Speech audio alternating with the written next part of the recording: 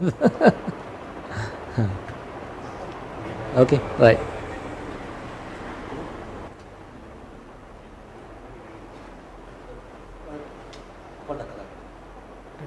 Testing 1 2 3.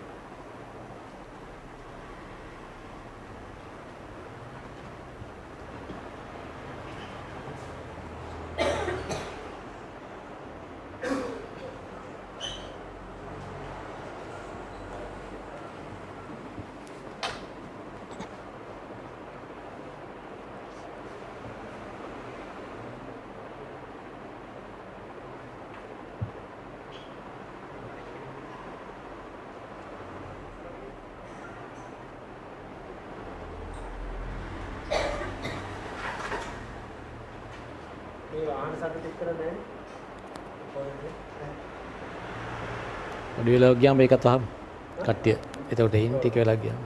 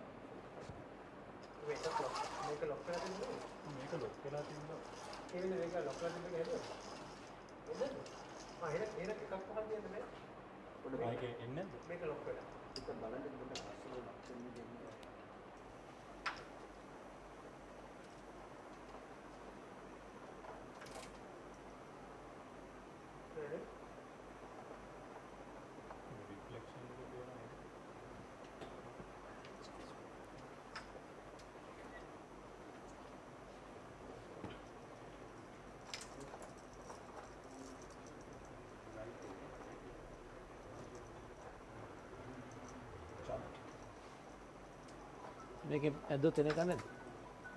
බාරකින් ඇද්දොත් එන එක නැද්ද? බාරකින් ඇද්දොත් එන එක නැද්ද?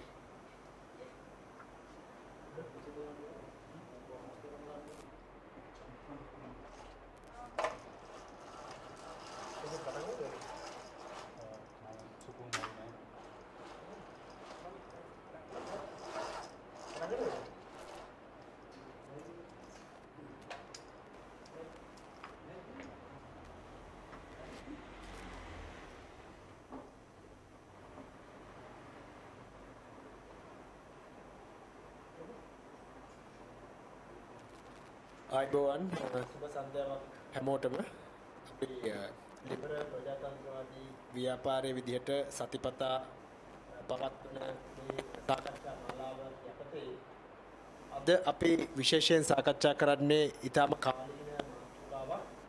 ඒක තමයි මේ පහුගිය සතියේ නිවේදනය කරපු බදු වැඩිවීම හරහා ලංකාවේ ආර්ථිකයට මොන වගේ බලපෑමක් එල්ල වෙයිද කියන කාරණය. මේ වෙනකොට විශේෂයෙන්ම මධ්‍යම පන්තිය තුල විශාල ෂොක් එකක් නිර්මාණය වෙලා තියෙනවා මේ බදු වැඩි කිරීමේ ප්‍රතිඵලයක් විදිහට. අපි දකිනවා සමාජ මාධ්‍යවල හුඟක් දෙනා ලංකාව අතහැරලා යන්න කතා කරනවා.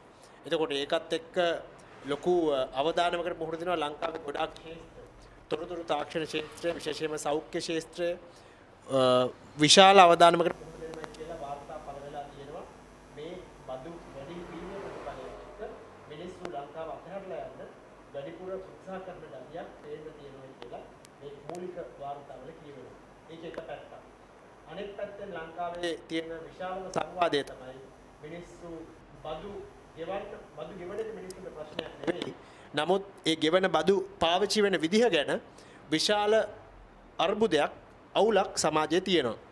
ඒ කියන්නේ කිසිම වගවීම් යාන්ත්‍රණයක් accountability එකක් නැතුව දූෂණය වංචාව එහෙම නැත්නම් නාස්තිය වගේ දේවල් වලට වැටබඳින්න කිසිම වැඩපිළිවෙලක් නැතුව රාජ්‍ය වියදම් කප්පාදු කරන්න රාජ්‍ය වියදම් අනවශ්‍ය රාජ්‍ය වියදම් කපා හරින්න කිසිම සැලසුමක් නැතුව බදු වැඩි කිරීමෙන් පමණක් ලංකාව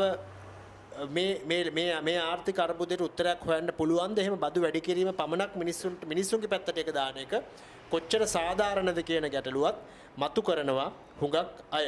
එතකොට මේ වගවීම් යාන්ත්‍රයක් නැතිවීම නිසාත් මේ බදු වැඩිවීම සම්බන්ධයෙන් ලොකු සමාජයේ කතිකාවක් නිර්මාණය වෙලා තියෙනවා මේකට විරුද්ධව. ඒ වගේම ආණ්ඩුව පැත්තෙන් ලබා දෙන හේතු දැක්වීමක් තියෙනවා. නිදහසට කාරණා දැක්වීමක් තියෙනවා. ආණ්ඩුව ප්‍රකාශ කරන දෙයක් තමයි මේ වෙලාවේ බදු වැඩි කළේ නැත්නම් ආපහු පොලිම් යුගයකට යන්න වෙනවා රාජ්‍ය සේවකයන්ට පඩි ගෙවා ගන්න බැරි තත්වයක් නිර්මාණය වෙනවා කියලා තව මාස 2-3ක් යනකොට. එතකොට ඔය වගේ විශාල වියවුලක් මේ කාරණේ සම්බන්ධයෙන් තියෙන වටපිටාවක තමයි අපි මේ බදු වැඩිවීම ලංකාවට මොන වගේ බලපෑමක් ඇති කරයිද කියන කාරණේ සම්බන්ධයෙන් සාකච්ඡා කරන්නේ. අපේ මාතෘකාව වෙන්නේ බදු වැඩිවීම නිසා ලංකාව මිනිස් කාන්තාරයක් බවට පත් වේද කියලා. මේ මිනිස් කාන්තාරයක් කියන්නේ රටේ මිනිස්සුන්ගේ ඔලුගෙඩි වලින් ලංකාව හිස් වෙන එක නෙවෙයි.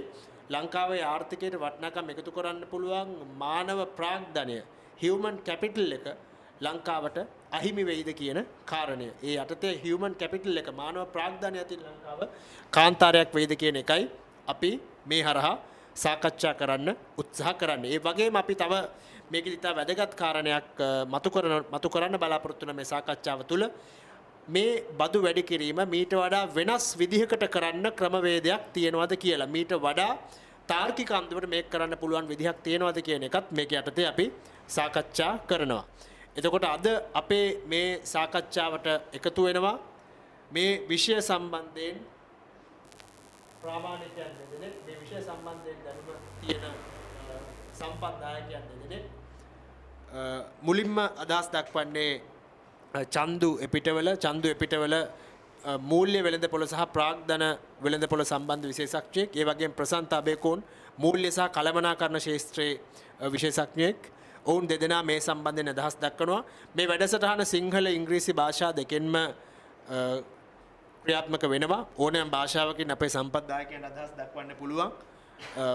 ප්‍රශ්න අහන අයටත් ඕනෑම භාෂාවකින් ප්‍රශ්න අහන්න පුළුවන්.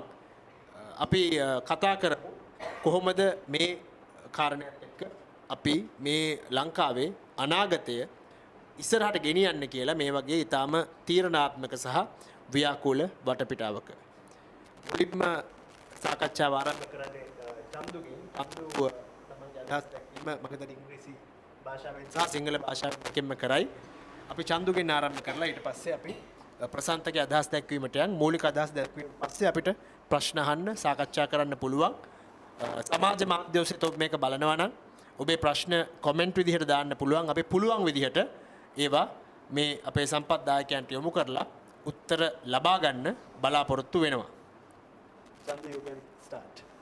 So good evening, everyone. I thought I'll first try to trace how we got here. We all know we have an economic crisis. We have high inflation. Our rupee dollar exchange rate has collapsed. Interest rates are sky high. So how did we get here? The way I see it, successive governments over several decades, not just one government, have run budget deficits. We have spent more than we have earned. So that deficit has to be, one thing, it accumulates and it has to be funded. That deficit can only be funded in one of two ways, that which is either you borrow and fund it with debt capital, or you can print money. As a government, they have the authority to print. In those two ways you can do that, but you can't go on like this for too long. The debt piles up, and it has piled up to such an extent, I think now it's around 120% of GDP. Usually when that figure passes 80% or so, alarm bells should start ringing. So we have gone past that and we are here today. So budget has obviously two different aspects. You have spending on the one hand, and you have income on the other hand. Spending can be divided into two categories: capital spending and recurrent spending, which is like happening every year, the salaries, pensions, interest payments and things of that nature, and then you spend some money on capital projects to spur growth. On the income side, government income is usually on taxes. How you take those taxes, or where you take it from, is the crucial matter. The way I see it, there are three main areas where you can raise taxes. You can raise taxes from consumption, you can raise taxes on income, or you can raise taxes on wealth. So the tax, usually the taxation relies heavily, at least in Sri Lanka, on consumption based taxes. 80% of tax collection comes from consumption based taxes, and which is very unfair or regressive on low income people, because you pay the same amount regardless of your income level. But that is the easier tax to collect. So governments usually tax consumption. Consumption meaning duties, the VAT and all that is consumption based, and that is easier to collect. So government usually relies on that taxation rather than income based taxation. So my suggestion is the government at least should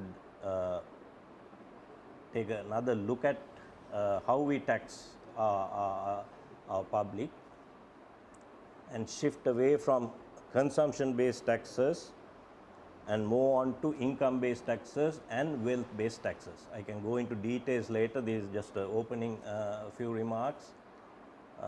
And also you can look at the same problem from the debt angle. Now we have a pile of debt. If the GDP is $80 billion, we have now $90 billion in debt. What do we do with it? How do we handle this? So when you have debt, you can do a few things. You can either borrow more from another person and pay the whole guy. The debt level doesn't change, but you buy a little bit of more time. That's one option. or you can look at whether you have a non-performing asset and try and sell it off. But in Sri Lanka, the problem is they sell off assets, but they don't use the proceeds to retire debt. They go on another spending spree. That's what has happened during the last so many years. So many assets were sold, but that proceeds were not utilized to reduce debt, retire debt. So that should be a precondition. If you are selling, let's say, I don't know, one of the SOEs or even a piece of government-owned land to either a foreign party or a local party, you raise funds like that, but you have to use it to retire debt. If you don't do that, the debt remains the same. You have spent even more, and we are back again to square one. Or the other option is you attract more FDI. That way your debt component as a percentage of the total economy will go down. And probably the best option is you raise your income. That is taxes. You raise your income so that you can comfortably service the debt you have. That's the best option actually. It's easier said than done. How you raise those taxes, whether the recently announced package is the best option, we can debate. I think there can be other ways, or my proposal is to shift your taxation more towards wealth-based taxes and ease the burden on the lower income groups by reducing your consumption-based taxes. So with those initial remarks, I will let Mr. Abekon say a few things. Thank you, Chandu. First I will start in Sinhala because as you said, bilingual, lingual, and then we can, when we try to answer, maybe we can select the appropriate language to answer. Then අපි රටේ ජනතාව විදිහට මේ බදු වැඩි කිරීම නිසා ඇතිවන ප්‍රතිඵලය මෙහෙම වෙයි කියලා අපි පොඩි චකිතයකට පත් වෙලා තියෙනවා. සමහරු හිතනවා මේ විශේෂයෙන්ම කන්සම්ප්ෂන් නැත්නම් පාරිභෝජනය මත ඇති වෙලා තියෙන බදු වැඩි කිරීම නිසා වැට් බද්ද වැඩි වීම නිසා ඇත්තටම අපේ ආදායම අපේ දිනපතා වියදම කරගෙන යන්න මදි වෙන තත්වයක් ඇති වෙයි. නැත්නම් වෙන වචන වලින් කියනවා නම් අපේ බඩු ගැනීමේ හැකියාව නැත්නම් ක්‍රය ශක්තිය අඩු වීම අපේ එදිනෙදා ජීවිතයට බලපාන්න පුළුවන් කියන කාරණේ. තව පැත්තකින් හිතනවා අපිට ඇත්තටම අනිත් ඍජු බද්ද නැත්නම් ආදායම මත පනවන බදුත් වැඩි කරලා තියෙන නිසා අපිට පරිභෝජනයේ මත වියදම් කරන්න බදු නිසා වියදම් කිරීම වැඩි වෙනවා වගේම අපිට ගෙදෙට්ට ගෙනියන්න පුළුවන් ආදායම නැත්නම් ටේක් හෝම් සැලරි නැත්නම් ගෙදෙට්ට ගෙනියන්න පුළුවන් විදියට ලැබෙන මාසික ආදායමත් අඩු වෙයි. එතකොට අපි දෙපැත්තකින් හිර වෙන තත්ත්වයක් රටේ මහජනතාව විදියට අපි අද දකිනවා. ඒක නිසා පොඩි නෙමෙයි ලොකු චකිතයක් අපි හැමෝම තුල ඇති වෙලා තියෙනවා. ඒක පැත්තක් මහජනතාව පැත්තෙන් අපි පාරිභෝගික නැත්තම් බදු ගෙවන ජනතාව විදිහට අපි හැමෝටම කියන්න පුළුවන් අපි බදු ගෙවන පිරිසක් ඍජු බදු ගෙවුවේ නැතත් ආදායම් බදු ගෙවුවේ නැතත් අපි වක්‍ර බදු ගෙවනවා දිනපතා අපි භාණ්ඩ හා සේවා මිලදී ගැනීම තුලින්. ඒ අපේ පැත්තෙන් එතකොට අපිට පොඩි චකිතයක් එනවා ආදායමත් අඩු වෙන එක පැත්තකින් වියදමත් වැඩි වෙනවා මේ බදු නිසා. එතකොට අපිට මේ මිලදී ගැනීමේ හැකියාව විශාල ප්‍රමාණයකින් අඩු වෙයි කියන ප්‍රශ්නය මතුවලා තියෙනවා. දෙවෙනුව අපි බැලුවොත් අපි නම් මේ රජයේ පවත්වාගෙන යන්නේ. ඒතකොට රජයේ පවත්වාගෙන යාම සඳහා අවශ්‍ය වියදම් ප්‍රමාණය පියවා ගන්නේ කෙසේද? දැන් මේ අවුරුද්දේ ට්‍රිලියන 3.9ක වියදම් මැස්තමේන්තු කරලා තියෙනවා. ආදායම් මැස්තමේන්තුව ට්‍රිලියන 2.5යි. පහුගිය අවුරුද්දල ට්‍රිලියන 2යි එහෙම ඇස්තමේන්තු ගත කළත් ඒකෙන් 150ක්වත් ආදායම් වශයෙන් එකතු කරගන්න බැරි වෙන තත්ත්වයක් තමයි මතුවලා තියෙන්නේ. ඒතකොට රජයේ පැත්තෙන් බැලුවොත් ඇස්තමේන්තු කිරීම තුලින්ම ඒගොල්ලෝ පළමුවෙන්ම වරද්දගෙන තියෙනවා. නමුත් ඇස්තමේන්තු කිරීමේදී වියදම ඇස්තමේන්තු කරන ටික සහ පාර්ලිමේන්තුවෙන් ඒ වැය ශීර්ෂ අනුමත කිරීම තුලින් අපිට වියදම් කිරීමේ පරිසරය ඇති කරගෙන තියෙනවා ගැටලුවක් නැතුව. වැය ශීර්ෂ අනුමතයි අමාත්‍යාංශ වලට සහ අනිකුත් දෙපාර්තමේන්තු වලට ලැබිය යුතු මුදල ලැබෙන්න ඕන කියලා ඒගොල්ලෝ හැමදාම ගිහිල්ලා ට්‍රෙෂරි එකෙන් නැත්තම් මේ මුදල් අමාත්‍යාංශයෙන් මුදල් ඉල්ලා සිටිනවා. නමුත් අපි දැන් ඉස්සෙල්ලා කිව්වා වගේ රජයක් විදියට ගත්තොත් මේ මුදල් ලැබෙන ප්‍රමාණය වියදම් කරන්න තියෙන ප්‍රමාණයටත් 30-35ක් වගේ ප්‍රමාණයක් නිසා අර 60-60ක් විතර අපිට ගලපාගත නොහැකි තත්වයකට මතුවලා තියෙනවා. ඉතින් ඒක නිසා එක ප්‍රශ්නකින් දැන් මේ වෙනස ගලපගන්න ඉස්සර තිබුණා අපිට ඔප්ෂන් එකක් මොකක්ද ණයට ගැනීම. අන්දු කිව්වා වගේ ණයට ගන්නවා. ණයට අරගෙන මේක අපි පියවාගෙන යනවා අවුරුදු ගණනක් තිස්සේ අපි හිඟ අයවැයක් තමයි පවත්වාගෙන ආවේ. එතකොට හැමදාම අපි එක්කෝ දේශීය ණය ගත්තා නැත්නම් විදේශීය ණය ගත්තා නැත්නම් මුදල් අතු ගෙවුවා. එතකොට දැන් අපිට මේ තුනෙන් FDI වලට අමතරව තව FDI තියෙනවා. නමුත් FDI අපිට ගන්න පුළුවන් හැකියාවක් තිබුණේ නැහැ. ඒක අපි වෙනම සාකච්ඡා කරමු. එතකොට මේ avenues තුනෙන් අපිට එකක් දැන් නැති වෙලා තියෙනවා විදේශ රටවල් වලින් නැත්නම් විදේශීය ණය දෙන ආයතන ලෝක බැංකුව, ආසියානු සංවර්ධන බැංකුව වගේ ආයතන වලින් ණය ගන්න පුළුවන් හැකියාවක් නැහැ. ඊට අමතරව ඒගොල්ලෝ මේ දක්වා ගිවිසුම් ගත වෙලා තියෙන ව්‍යාපෘති වලට පවා මුදල් දීම ප්‍රමාද කරලා තියෙනවා. එක්ක මුදල් දීම తాවකාලිකව නවත්තලා තියෙනවා. එතකොට එහෙම ලැබෙන මුදල් ක්‍රමවේදය අපිට ඇහැරිලා තියෙනවා.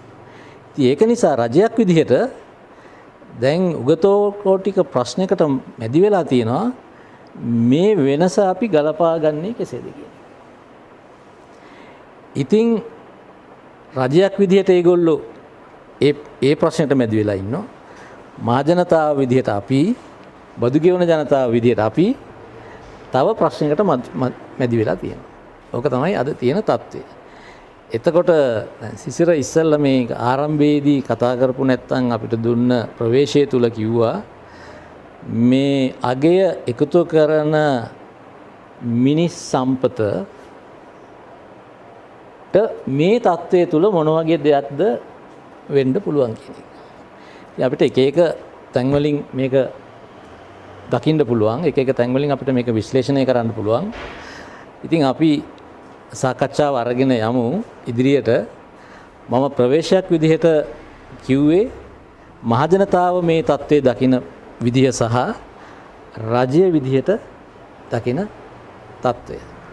එතකොට තව පැත්තක් තියෙනවා මහජනතාව විදිහට බැලුවම රජයක් විදිහට අපි හිතනවා ආණ්ඩුවට සල්ලි තියෙනවා. ආණ්ඩුවට වියදම් කරන්න පුළුවන්. අපින් බදු ගත්තේ නැතත් ආණ්ඩුවට සල්ලි තියෙනවා වියදම් කරන්න. ඒ මිත්‍යාව ඉඳලත් මේ ප්‍රශ්නේ දිහා මහජනතාව බලනවා. මම එහෙමයි මිත්‍යාව කියලා කියන්නේ කිසිම රටක රජයට එහෙම සල්ලි තියනවා කියන එකක් නැහැ. සල්ලි තියනවා කියන්නේ මේ බදු වලින් ලැබෙන මුදල් ප්‍රමාණය තමයි තියෙන්නේ. කවද කොයි හරි වෙලාවක මොහොතක මේ ක්‍රමවේදය කඩාවැටුණොත් අපිට අර heart attack එකක් හදුනා වගේ තමයි. මේ ලේ ගමනාගමනය එක වෙලාවක එක තැනකදී ඉර වුණොත් අපිට එක්ක පැරලයිස් වෙයි නැත්තම් මේ ඒ පුද්ගලයා මේ යාමටත් පුළුවන්. ඒ වගේ එකපාරම මේ රජයකට දරා ගන්න බැරි ෂොක් එකකට එන්නත් පුළුවන්. මේ මිත්‍යාව දිහා බලාගෙන අපි ක්‍රියා කරන්න ගත්තොත් මොකද්ද මිත්‍යාව? රජයට සල්ලි තියෙනවා. ඒ සල්ලි නැහැ කියන්නේ.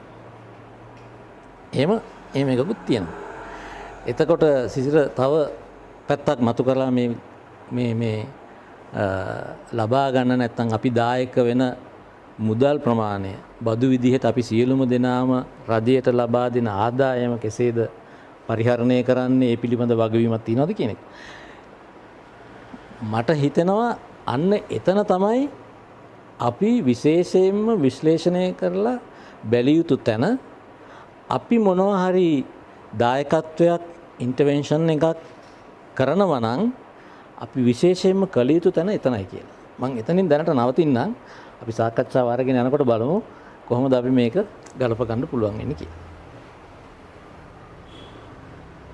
අපි ප්‍රශ්නවලට යන්න කලින් සම්බුදෙන් අහනකොට wealth based tax එක කොහොමද, how do we define that, and what's the difference between income tax and wealth based tax? I mean, for the ones who don't have a basic understanding of what we're talking about, how do you differentiate wealth based tax from income tax?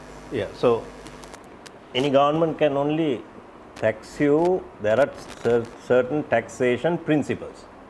Where do you take taxes from? At what incidents do you take taxes from? So consumption is the obvious one. You know, you charge sales tax or a BTT hari manahari gahuama when you go and buy anything in the market. Let's say you buy a kilo of dal or a bottle of arak or a cigarette or whatever, there's a tax component in there. You don't realize it, but you are paying. So that is the consumption tax. Then income based tax is also fairly clear. You make either as an individual or as a corporation, you make a profit or you earn an income by doing a job or doing whatever consultancy or whatever. That income is taxed at a certain percentage. Certain slabs are given as all over the world. That's the standard thing. Now wealth is, now the problem there is in the income level, lot of people are reluctant to pay taxes. Not only here, all over the world I would think, here especially, partly because for the reason you were talking about, there's a trust deficit between the general public and the government. You don't have the confidence the government will collect our money and do the right thing. Either it's getting siphoned off or it is being wasted on you know unproductive projects, things of that nature, or simply the politicians are you know getting duty-free vehicles, various privileges, going on foreign trips, unnecessary foreign trips, things of that nature. So there's a trust deficit. So people are reluctant to pay taxes. Now you have to ask yourself, when you don't pay income taxes, you make some money, you don't pay your fair share of income taxes, where do you park your money? Where do you put that money that is in your hand? You generally park it in an asset. Either it's an apartment or piece of land, or it can be a vehicle, or it can be the stock market. So you park your money in an asset, or you maybe put it in a FD. So that's wealth. You have accumulated some wealth. All of us have some people have a lot more. So that is wealth. So the best way for the government to, because in the end, at the very macro level, we are a $80 billion economy. OECD average tax collection is 33% of their GDP, average. Some countries collect 45% of GDP in taxes, country like Denmark. In Sri Lanka, that corresponding figure is only 8% of GDP, extremely low. You can't run a country like that. So the wealth is there, but the government is unable or unwilling to collect the amount of taxes without damaging productive activity and growth. So that's the question. So this 8% has to go to 15% at least. I'm not saying we can go to 33%. All developing countries collect low taxes, because there's another argument that you can make whether money is better utilized, better allocated in private hands or in the government hands.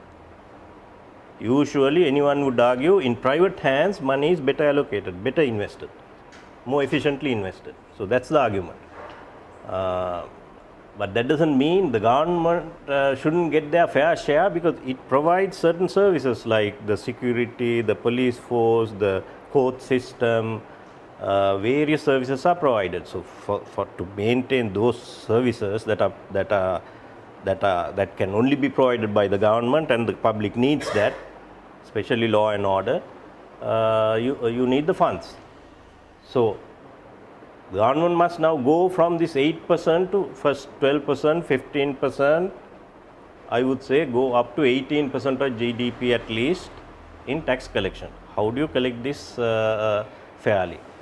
So wealth-based taxation, I would think, is one of the better ways to collect. When I say wealth-based taxation, property taxes, inheritance tax, capital gains tax, those are all wealth related taxes, and in Sri Lanka those taxes are virtually non-existent or very, very low.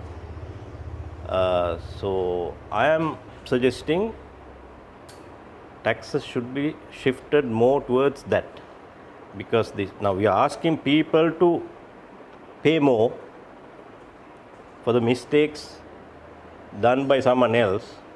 They are not at fault. So taking it from the low end is extremely unfair. That's what consumption taxes do. Taking it from income is okay if it is a fair way of taxation with the exemptions and whatever, and then higher tax rates applied to higher income groups. But it is difficult to collect because people do not declare everything, for one. The other thing is government system is inefficient, they are unable to collect. That's the fact of the matter. So the next question to ask is, when they don't pay, where do they park? They park in assets. So go after that. That's my contention. I can talk about property taxes a little.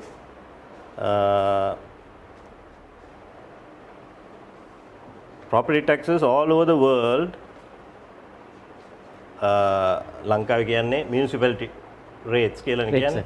So same thing as property taxes. In other countries you call it property taxes. I have done an informal survey. They range from 0.3% to about 2%. High end is about even 2.5% I have seen. Of the property value the government takes every year. Now you check, all of you might have properties, apartments, whatever, and you just check the value of the property and what you pay to the municipality every year, it's negligible. It's a pittance, because the way they tax is not on the land, only on the building that is on the land. So they have a square footage and a way of charging it. It is not based on value of the property. It's an old system that has been passed on to us. So we need to relook at some of these things and revise these property based taxes, because in most countries, US for an example, the local school system, everything is funded from these property taxes. And I did an informal survey using my friends who are all over the world. They pay a lot in property taxes. For an example, I'll give you one example. My friend in Los Angeles, he was just here last month. I was asking him, he has a $2 million property. He pays $3,000 a month, $36,000 a year in property taxes. that works out to about 1.7% of that 2 million. That's a hell of a lot. You are having your own property, but you are still paying $3,000 a month to the government, and that money is used for maintaining the local roads, maintaining public libraries, community centers, community playgrounds, and things of that nature.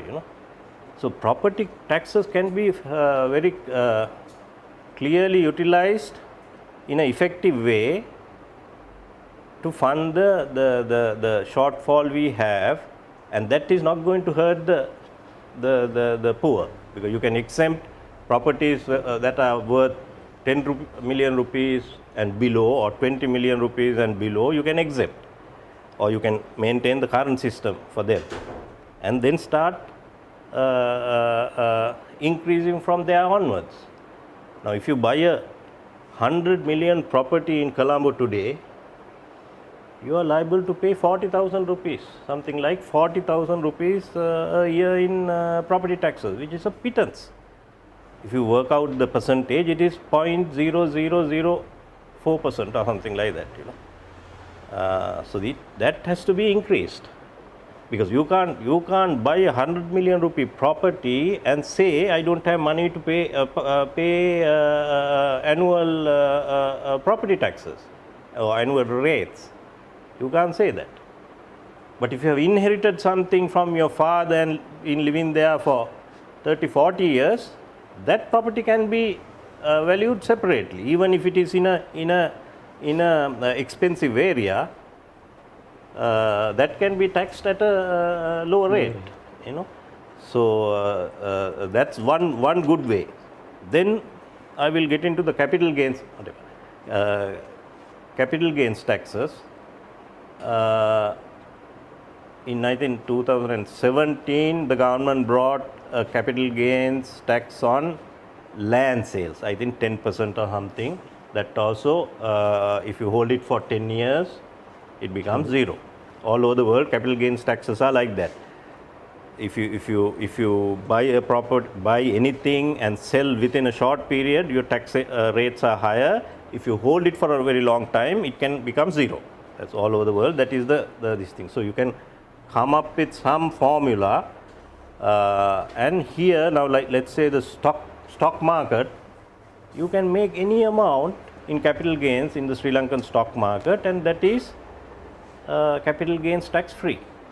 Now that was originally brought in to encourage people to come into the stock market.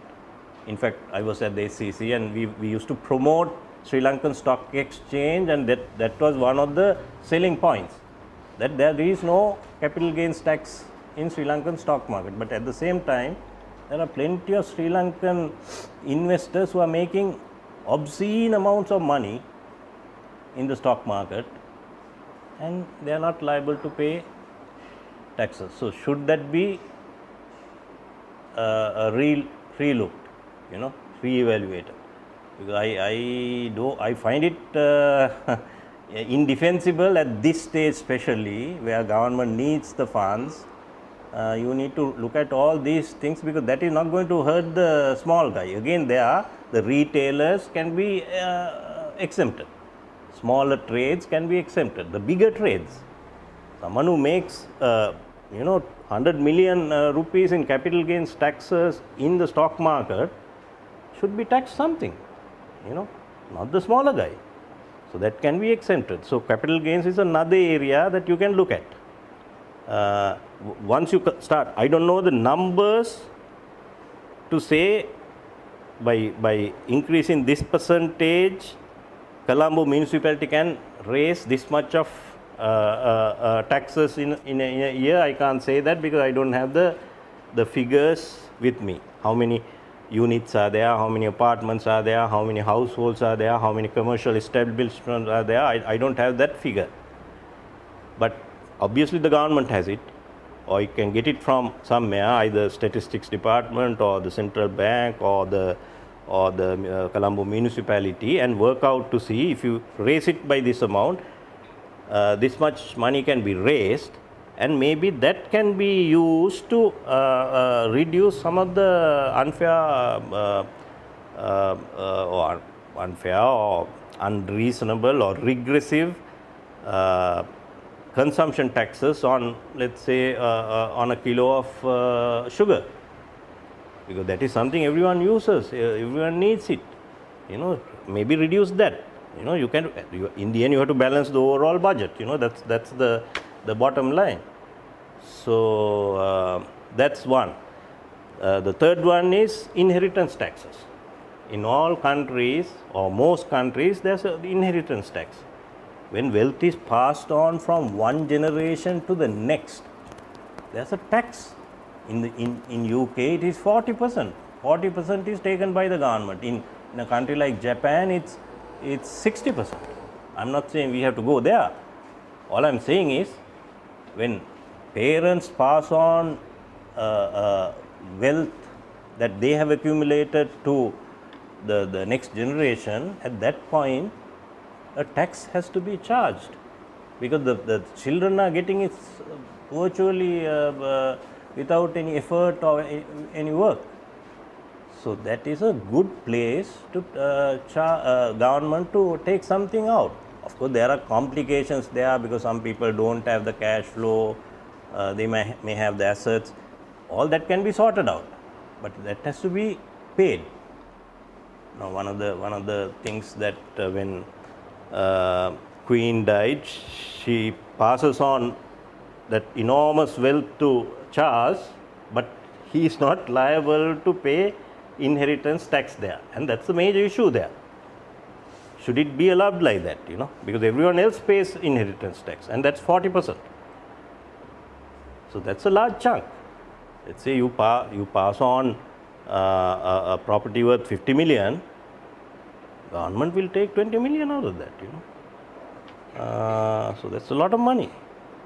And don't forget, wealth is mostly in property.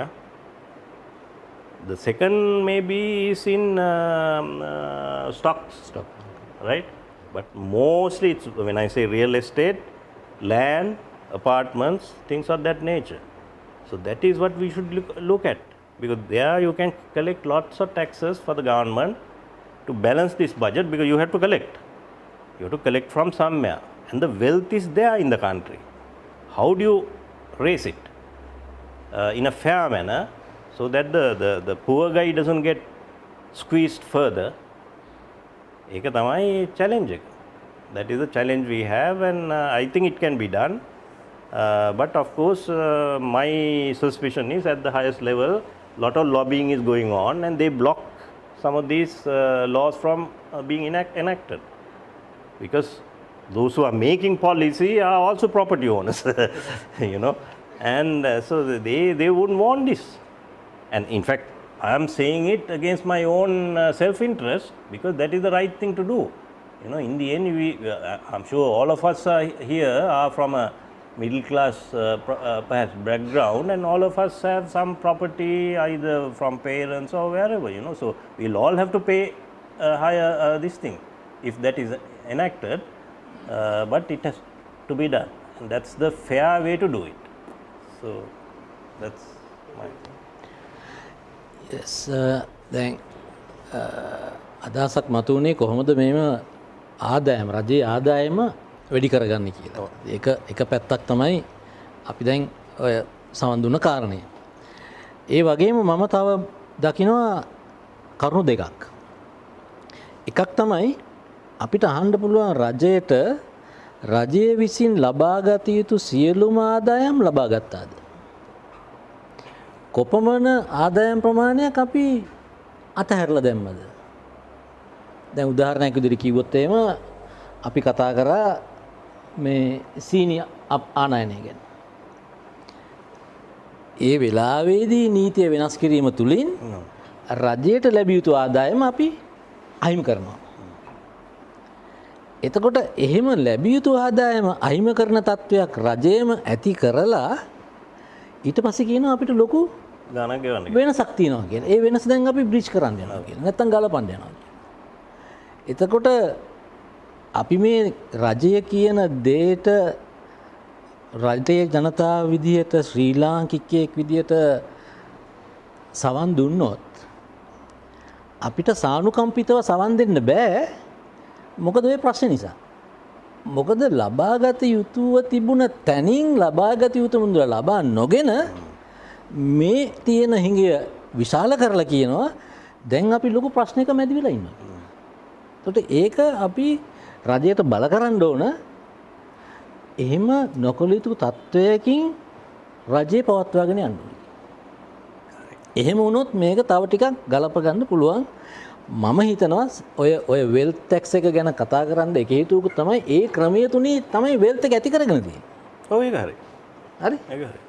එතකොට වෙල්ත් එක ඇති කරගත්තට පස්සේ වෙල්ත් එකෙන් ගන්න tax එකකට යන්න ඉස්සෙල්ලා අපි ඒ අනීතික ක්‍රම තුලින් ලබා ගන්න පුළුවන් වන වෙල්ත් එක ලබා ගැනීම අහිමි කරන්න ඕනේ. එහෙම නීතිමය පැත්තට විතරයි නීතිමය තත්ත්වයක් තුළ නීතිමය ආකාරයෙන් විතරයි අපි හැමෝටම වෙල්ත් එකක් ඇකියුමුලේට් කරනවා නම් නැත්නම් ධනයක් උපයනවා නම් ඒක කරන්න පුළුවන්. එතකොට දෙවෙනි කාරණේ දැන් මෙතුමා කියපු කාරණේට අමතරව මම දකින එක කාරණයක් තමයි ඒ රජයට අහිමි වෙලා යන ආදායම අපි එහෙම අහිමි නොවි යන තත්වයකට මේ රාජ්‍ය යාන්ත්‍රණය මෙහෙවන්න ඕන. ඒ රාජ්‍ය යාන්ත්‍රණය බදු මේ අය කිරීමේ යාන්ත්‍රණයම නෙමෙයි. දූෂණ වංචාව නැති කරනවා කියන එක මේ බදු විතරක් නෙමෙයි.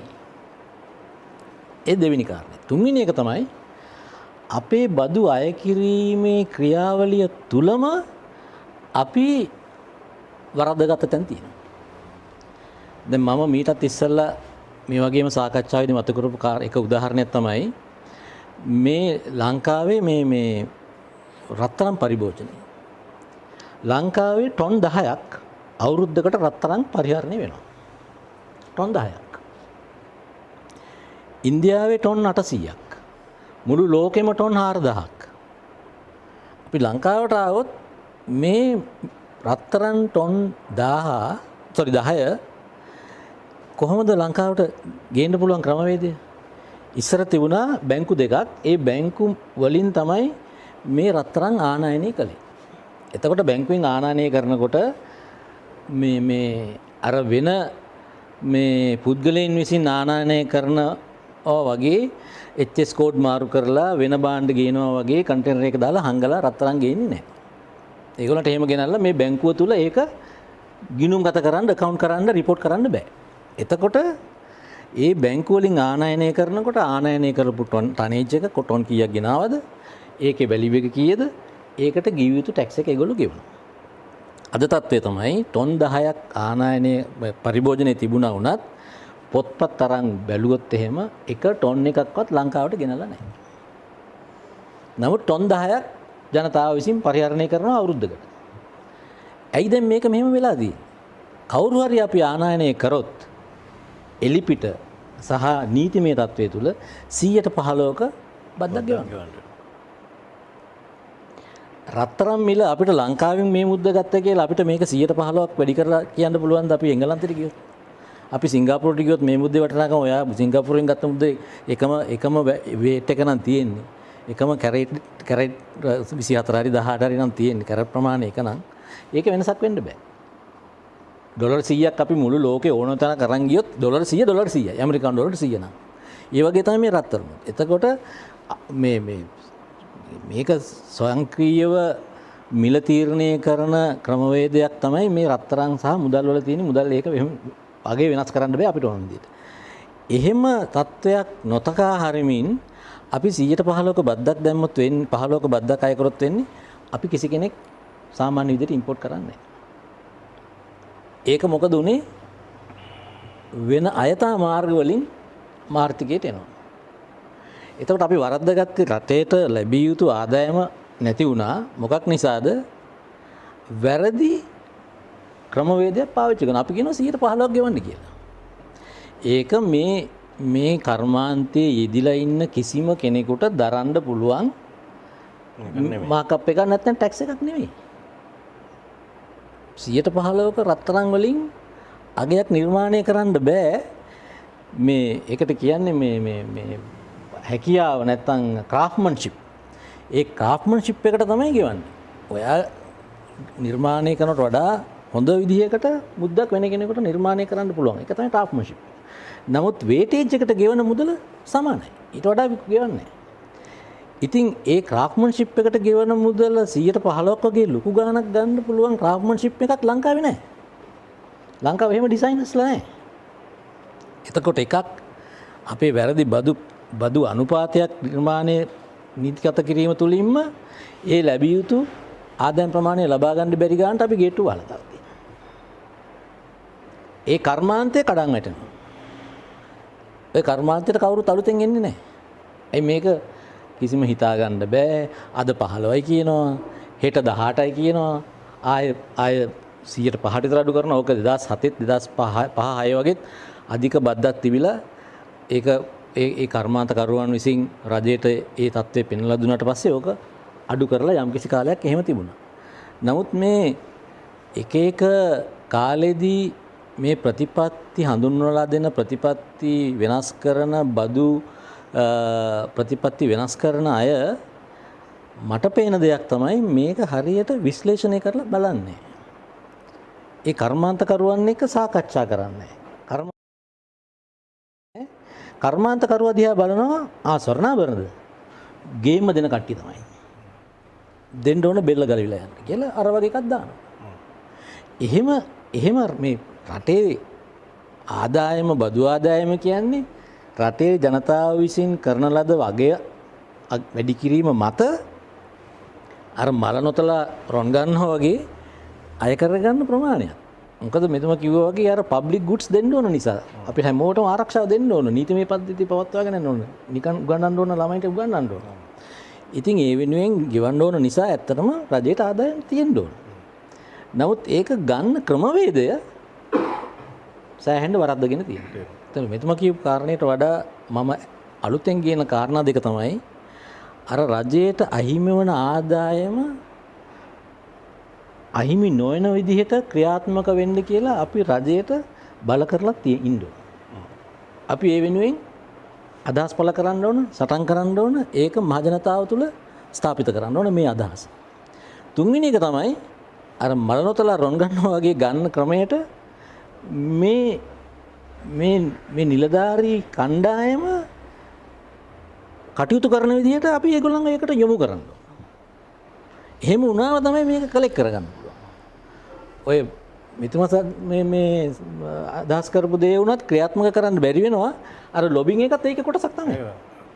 ලොබින් එක එන්නේ මොකද ප්‍රතිපත්තිය ගේන්නේ මේ නිලධාරී සහ කණ්ඩායම. එතකොට ඒගොල්ලන්ගේ හිතුමතේට ඒගොල්ලන්ගේ ඇඩ්වාන්ටේජ් එකට මේක එහෙටයි මෙහෙටයි පද්දන්න ගියාම මේ නැවට මේ ගමන යන්න බැරි වෙනවා. ඉතින් මේ ආදායම් පැත්ත අපි කතා කරන්නේ ආදායම් පැත්ත ගැන බලුවොත් මට එකතු කරන්න තියෙන අදහස් දෙක තමයි මේ ඒ කාරණා දෙක. ඒකට වියදම් පැත්තට ආවම මම අනිත් පැත්තේ වියදම් පිළිබඳව මම අදහස් පළ කරන්න. අනික එක just another පොඩි point එකක් taxation policy is a set of incentives and disincentives a government will put out there for people to behave in a certain manner. Hari? Now,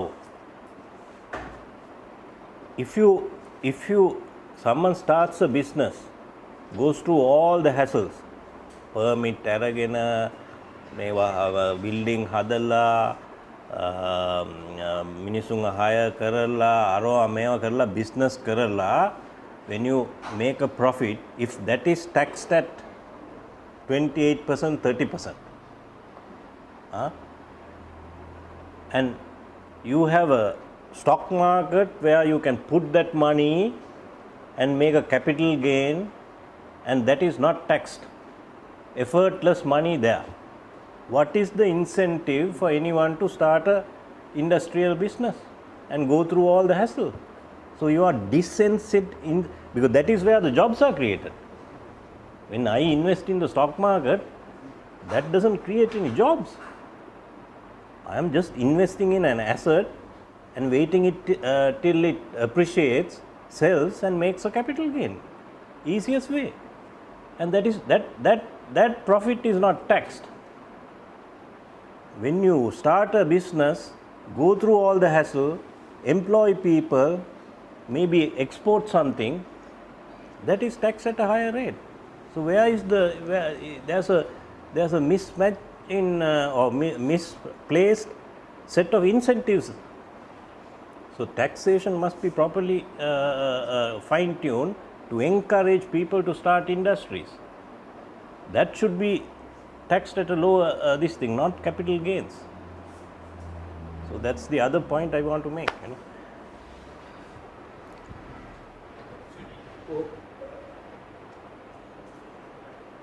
ඕකත් එක්ක මේ ප්‍රශ්න කීපයක් එනවා ටැක්ස් පේයර්ගේ පොයින්ට් ඔෆ් view එකෙන්. මම මධ්‍යම පාන්තික ටැක්ස් පේයර් කෙනෙක් නම් මම කරන සමහර ජීවිතේ තෝරා ගැනීම සිද්ධ වෙන්නේම අපේ පොදු පහසුකම් සිස්ටම් එක ෆේල් වෙන හින්දා.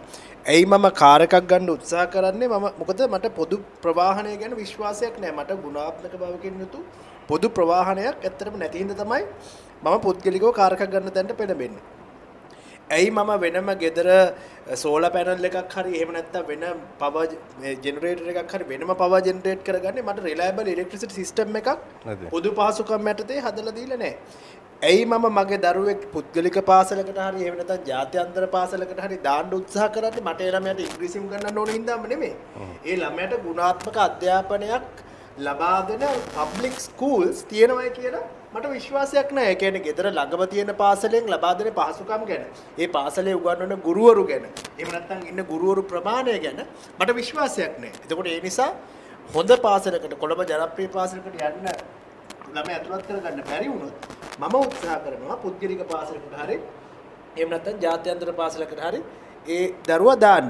එතකොට මේ කොස්ට් එක මම ඒ දරන කොස්ට් එක මම උපයන ආදායම් වියදම් කරන මේ ගොඩාක් දේවල් ඇත්තටම ඒ වියදම් නිර්මාණය වෙන්නෙම අපිට අර පොදු පහසුකම් කොම්පෝනන්ට් එකෙන් මේ දේවල් හරියට කේටර් වෙන්නේ නැති නිසා.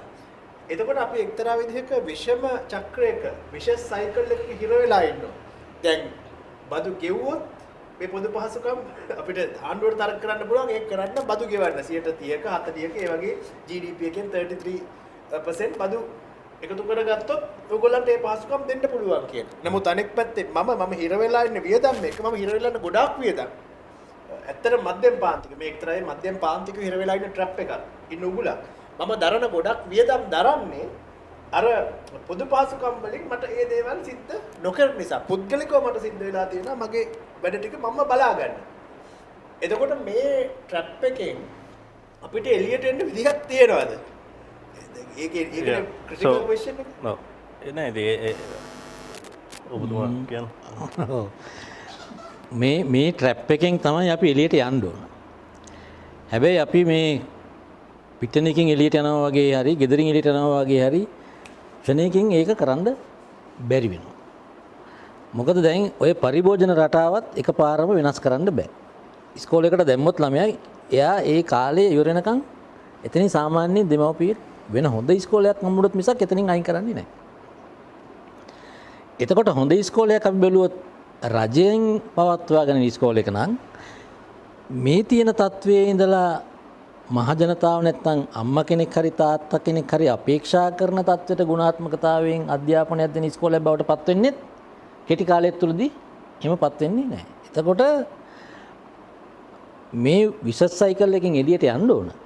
නමුත් ඉතා කෙටි කාලයක් තුලදී මේක කරන්න බැරි වෙනවා. මොකද මේ අතර තියෙන වෙනස නැත්තම් දුර අතිවිශාලයි. එතකොට අර මෙතම කිව්වා වගේ පරිභෝජන රටාව රටේ මිනිහෙක්ගේ නැත්තම් පුරවැසියෙක්ගේ පරිභෝජන රටාවට ඉන්ෆ්ලුවන්ස් කරනවා නැත්තම් ඒකට බලපෑම් කරනවා මේ බදු ප්‍රතිපත්තිය. එතකොට බදු ප්‍රතිපත්තිය තුලින් අපි එක රටාවකට දැනටම හුරු කරලා තියෙනවා. එතකොට මම කිව්වේ දැන් ඒකෙන් අපි මිදෙන්න ඕන මේ හුරු කරලා තියෙන ක්‍රමවේදය හොඳ ක්‍රමවේදයක් නෙවෙයි. මටම ඕන මේ ප්‍රවාහන ක්‍රමයක්. නැත්තම් ප්‍රවාහන මෝඩ් ඔෆ් ට්‍රාන්ස්පෝර්ට් මම කොහොමද යන්නේ කාර් එකේද ත්‍රිවිල් එකේද මොකද කියන එක. මටම හරියන ඉස්කෝලයක් මම හොයාගෙන සල්ලි ගෙවලා එහෙම කරන්න හුරු කරලා තියෙනවා එක පැත්තකින්. අනික් පැත්තෙන් අර අපි ජනතාව විදියට අපේක්ෂා කරන ප්‍රමාණයෙන් ගුණාත්මකතාවකින් සේවාවක් දෙන්න බැරි විදිහට රජය පවත්වාගෙන යනවා. එතකොට අපිට එතෙන්ට යන්නත් බෑ. මෙතනින් අයින් වෙන්නත් බෑ. ඉතින් ඒක ටිකෙන් ටික තමයි මේ සමතුලිතතාවය අපි ගේන්න ඕනේ. එතකොට බදු ප්‍රතිපත්තිය තුලින් මේක එකපාරම ලිහිල් කරන්න බෑ. මොකද අපි ඉන්න තත්ත්වයේ හැටියට අති විශාල අයවැය පරිතරයක් තියෙන වෙලාවක අපිට තවත් බදු මේවා කරලා මේ අපේ ප්‍රතිභෝජන රටාවට බලපෑම් කරන්න අමාරුයි. ඒක තමයි තියෙන අරිස්සලා කිව්වා වගේ අපිට තියෙන දැන් මේ චකිතය කොහොම වෙයිද කියන එක. එතකොට ජනතාව විදිහට මේක පටන් ගැනීම සඳහා අපි යම්කිසි ක්‍රියාවලියකට යොමු වෙනවා නම් මම දකින්නේ අපි රජයට බලපෑම් කළ යුතුයි ලබා ගන්නා මුදල් වලින් දෙන සේවාව ඉහළ නංවන්න කටයුතු කරන්න. ඉස්කෝලවල අද උගන්වන්නේ නැත්තම්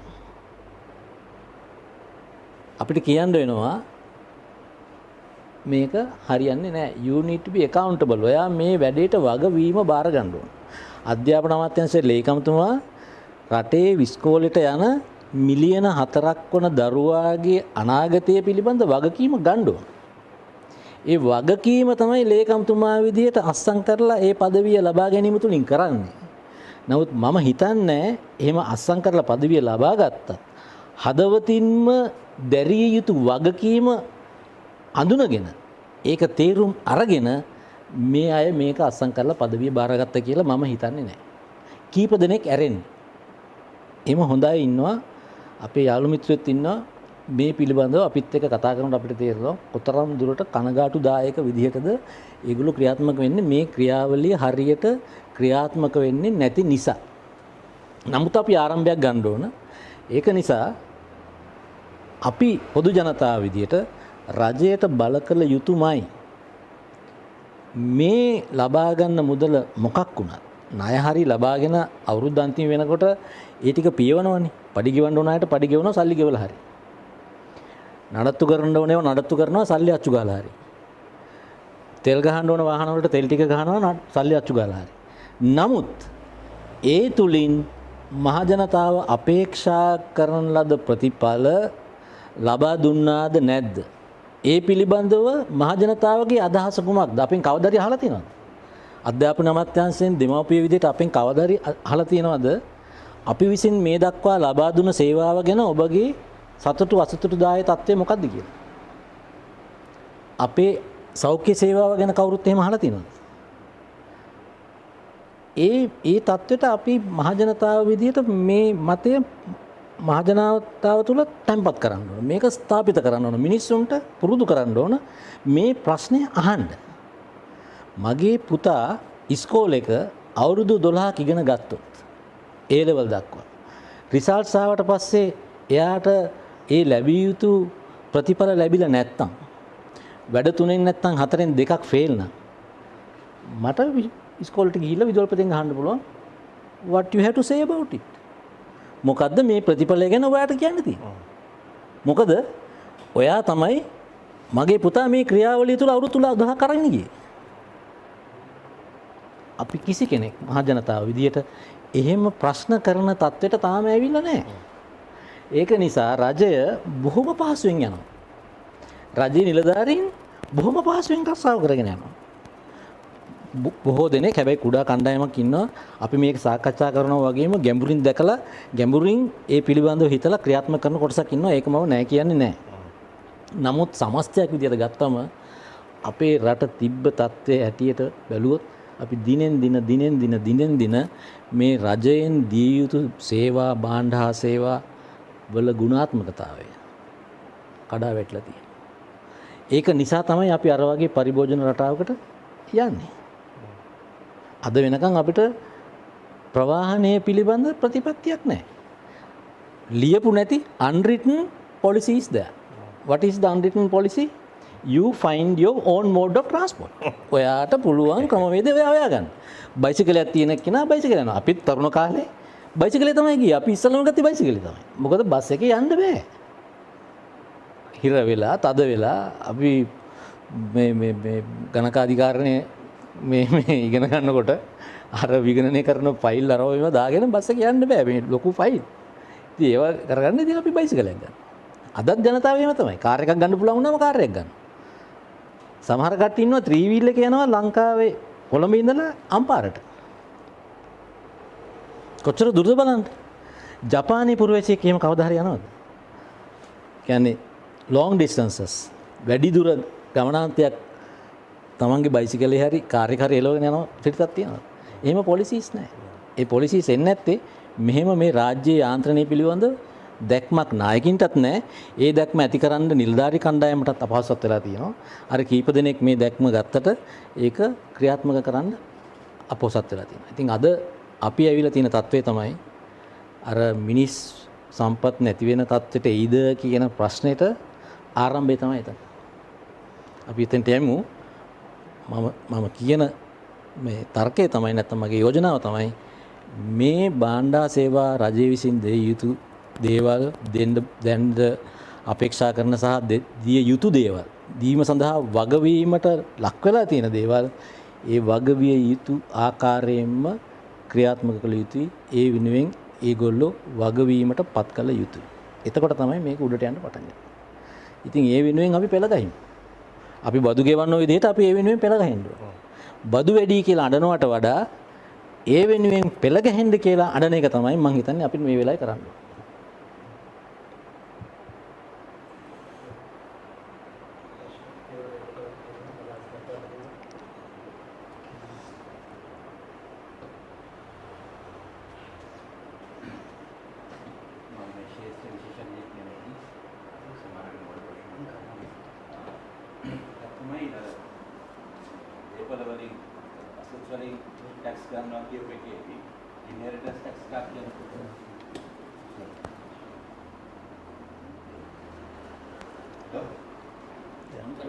හරි ඔන්න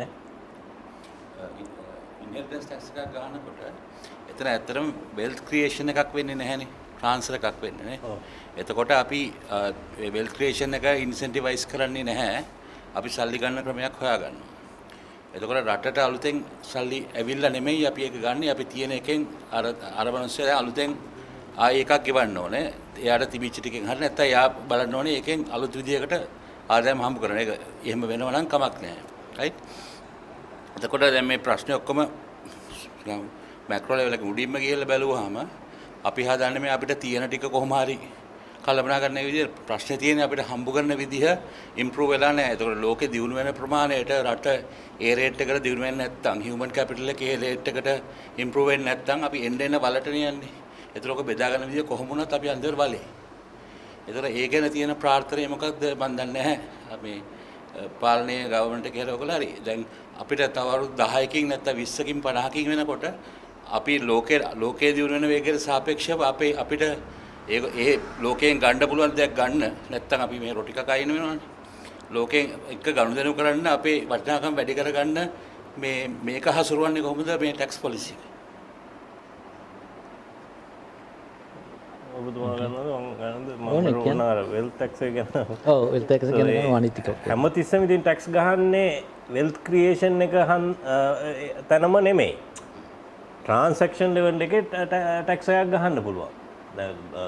ඉඩමක් හරි ස්ටොක් මාකට් එකේ ෂෙයා එකක් ට්‍රාන්සැක්ට් වෙනකොට ට්‍රාන්සැක්ෂන් ටැක්ස් එකක් තියෙනවා. that is ඒක ටැක්ස් එකක්. එතන වෙල්ත් ක්‍රියේට් වෙලා නැහැ. හුවමාරුවක් පමණයි එතෙන්දිත් ආණ්ඩුව ගන්නවා. ඉතින් මේ වෙල්ත් ටැක්ස් ඉන්හෙරිටන්ස් ටැක්ස් එකත් ඒ වගේ දෙයක්. ඒක යන එක ජෙනරේෂන් එකකින් අනිත් ජෙනරේෂන් එකට යනකොට ඒ දෙවෙනි ජෙනරේෂන් එක ඒ සඳහා කරපු දෙයක් නෑ වැඩිය.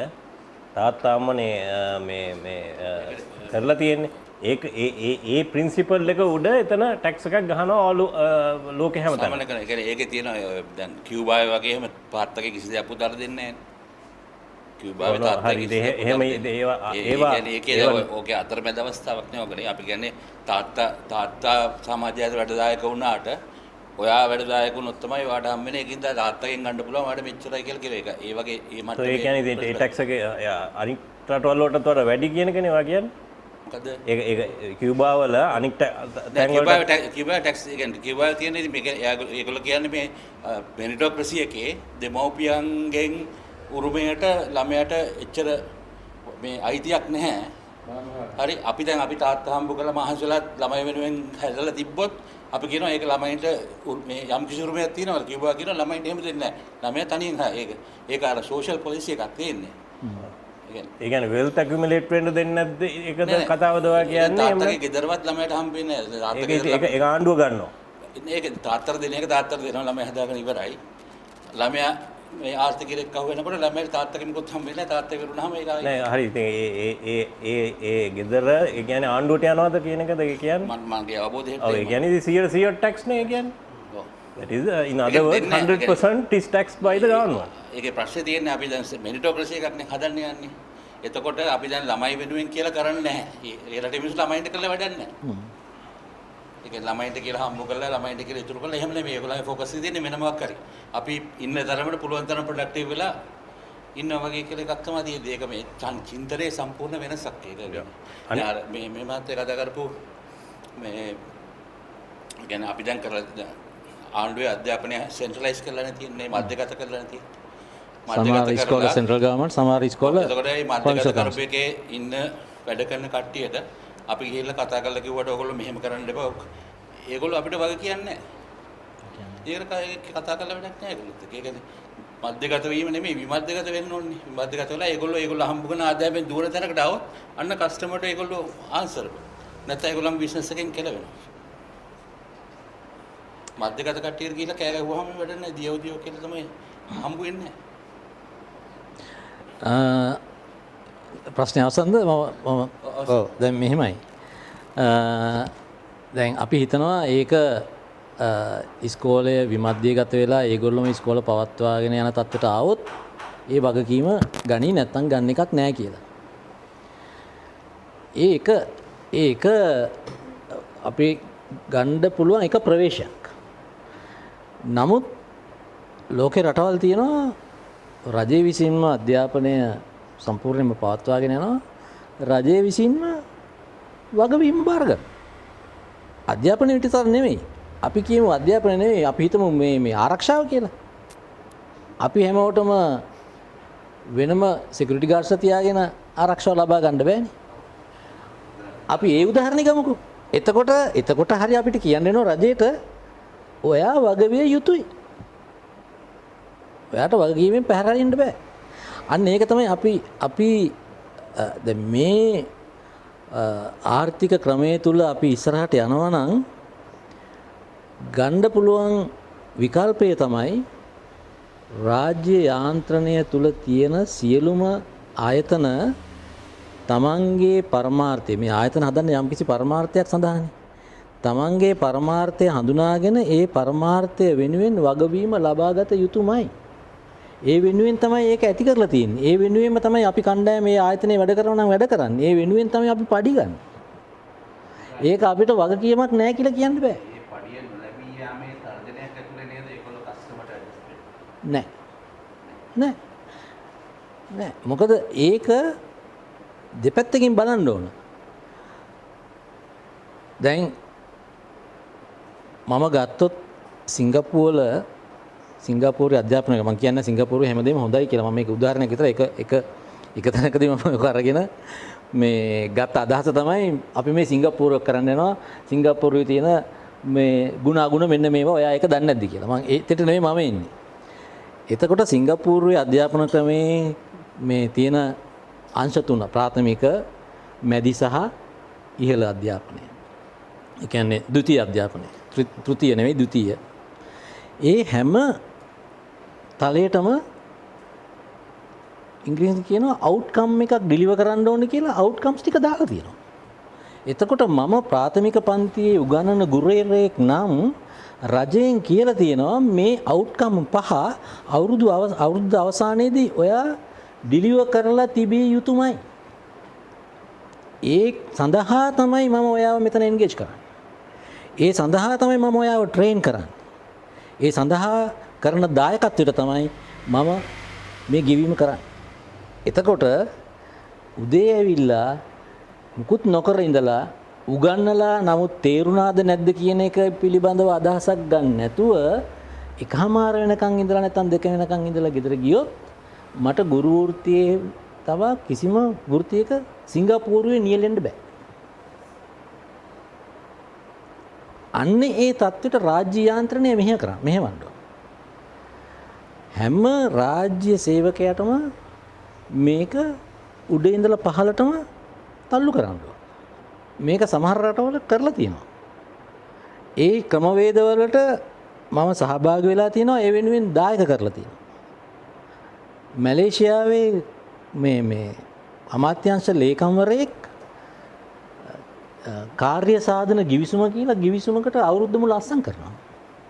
ඒ අස්සම් කරන එකත් එක්කද අගමැතිගේ ලේකම් හෝ අගමැතිතුමාත් එක්ක. ඒතර අගමැතිතුමා කියනවා ඇමතිත සහ ලේකම්තුමාට ඔයා මේ අමාත්‍යාංශේ බාරගන්න මෙන්න ඔයාගේ ඩිලිවරබල්ස්. මේ ඩිලිවරබල්ස් මත තමයි ඔයාගේ අවුරුද්ද අන්තිමේ ඉවැලුවේෂන් එක එන්නේ. කාර්ය සාධනයේ මනින්නේ. එහෙම ක්‍රමවේදයකට ආපුවාම මේ කට්ටියට හරිම පැහැදිලි මා විසින් දිය යුතු ප්‍රතිඵලය මොකක්ද කියලා. ඒ වෙනුවෙන් ඒගොල්ලෝ මහන්සි වෙනවා. අපි ඔක්කොම ලේකම්වරු නම් ඉන්ටර්නලි අපි අතරේ තියෙන තරංගයක්. හොඳම ලේකම් බවට පත් වෙන්නේ කවුද? කොහොමද? ප්‍රොමෝෂන්. උදේ ඉඳන් රෑ වෙනකම් ප්‍රොමෝෂන් එකද ඉන්ක්‍රිමන්ට් එකද ඔක්කොම එන්නේ. when it comes to good books with the colleagues and with the political leadership is all about performance. So without you performing, you can't really exist in the system. System will reject you or system will make you good by giving the necessary guidelines or guidance and training. And that will get filtered from bottom to top. So those who are performing only will go up. And they are being trained, they are being exposed to perform right from the first day. ඒක මගක් ගිහිලා නෙවෙයි ඒගොල්ලෝ පටන් ගන්න. මුල ඉඳන් පටන් ගන්නවා. නමුත් ලංකාවේ අද රසාවල් දෙන්නේ ඩෙවලොප්මන්ට් ඔෆිසර්. ඉඳ ගන්න පුටුවක් නැහැ. මේසයක් නැහැ. වැඩ කරන්න රාජකාරී මෙන්න මේකයි කියලා කියන්න දෙයක් නැහැ. එයාගේ සුපර්වයිසර් දන්නේ මොනවද දෙන්නේ යාට කියලා. ඉතින් ජීවිතේ පටන් ගන්නකොටම අවුල් ජාලාවකනේ. මම යනවා සතියක්. මට ඉඳ ගන්න තැනක් නැහැ, පුටුවක් නැහැ, කරන්න ජොබ් එකක් නැහැ. මං කැරක් ඉන්නවා, පත්‍ර බලනවා. ඊට පස්සේ එළියට යනවා. එනවා යාළුවෙක් හම්බ වෙනවා. ඊළඟ දවසේ පැය 3ක් යනවා, 4ක් යනවා. අන්තිමට මම එහෙම ජීවිකාවකට පුරුදු වෙනවා. එහෙම පුරුදු වුණාට පස්සේ ආපහු එයාට යමක් කරන්න ට්‍රැක් එකට ගන්න නැත්නම් ඒ මාර්ගයට ගන්න ලේසි නෑ. ඉතින් මෙන්න මේ වෙනස තමයි අපි හිතන්නේ මේ රටට ගේන්න ඕන. ඉතින් ඒක මහජනතාව විසින් අපි ඉල්ලා සිටින්න ඕන.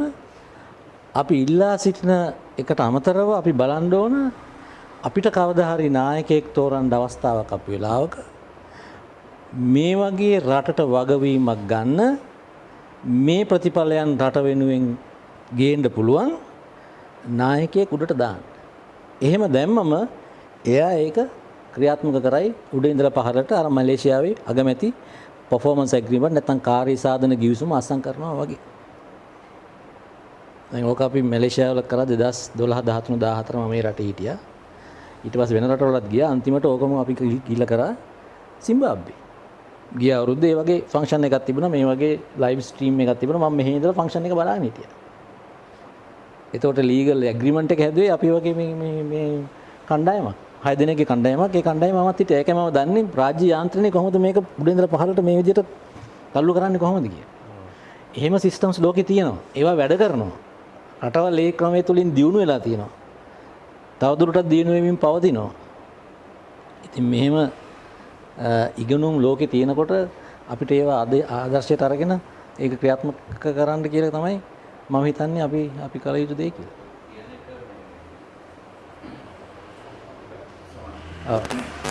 ඔය වගේ සංකල්පයක් නෙවෙයි වැඩ කරන රටක් තිබුණේ ඔය ටික දාන්නනේ ඇයි ඒක ෆේල් උනේ?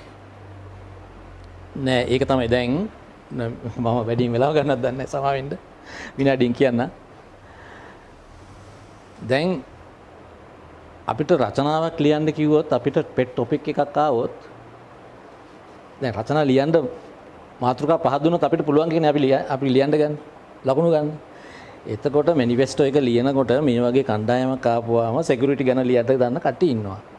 එතකොට මොනවද මේ එන්වයරන්මන්ට් ගැන ලියන්න කට්ටිය ඉන්නවා. ඊට පස්සේ අධ්‍යාපනය ගැන ලියන්න කට්ටිය ඉන්නවා. මේ කට්ටියට කියලා මේක ලියවගෙන මෙන්න මෙහෙම තමයි අපි කරන්න යන්නේ කියලා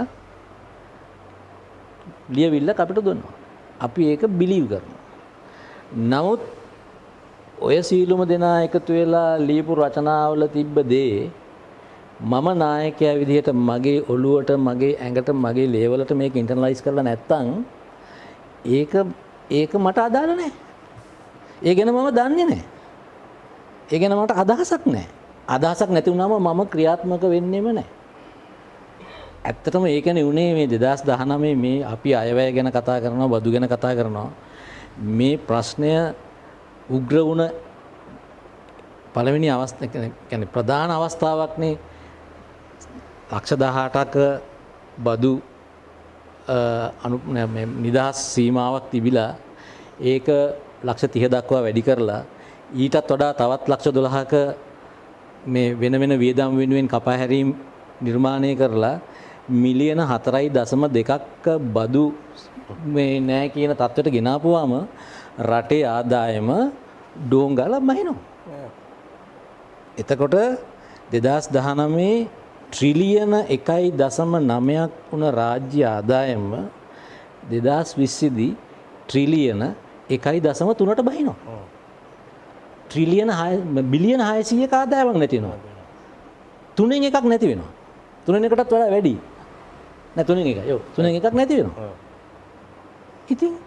ඉතින් කොහොමද මේ රාජ්‍ය පවත්වන්නේ? ණය ගන්නවා සල්ලි අච්චු ගන්න. ඉතින් අර ඔබතුමා අහපු ප්‍රශ්නේ රට වැඩ කරන රටක්. ඒ ලේබල් ගැහුවට මේ අදහස ගේනකොටම කියන්න වෙන්න පුළුවන්කම තියෙන දෙපේ රටේ නායක විදියට. ඕගොල්ලන්ට තේරෙනවද මේ අදහසේ තියෙන බරපතලකම? අපි මේ කොතෙන්ටද මේක ක්‍රියාත්මක කරොත් යන්නේ කියන එක එක්කෝ ඒගොල්ලෝ නිලධාරීන් විදිහට පහදලා දෙන්න ඕන. නැත්තම් ඇමති මණ්ඩලයේ අනිත් කට්ටිය මේක පහදලා දෙන්න ඕන. අන්තිමට මේක පාර්ලිමේන්තුවේ සම්මත වෙන්නේ. ජනාධිපතිතුමාට නිකම් පනතක් සම්මත කරන්න බෑනේ. ඔය පනත පාර්ලිමේන්තුවේ සම්මත වෙන්නේ. එතකොට පාර්ලිමේන්තුවේ ඉන්න ඕන ලේකම්වරු සහ ඇමති මණ්ඩලය විශේෂයෙන්ම මේ පනතේ ගුණාගුණ පේන. පෞද්ගලිකව මම එදා අසතුටු වුණා. මොකද මම දැක්කා මේ බදු ගෙන පුද්ගලයෙක් වුණා.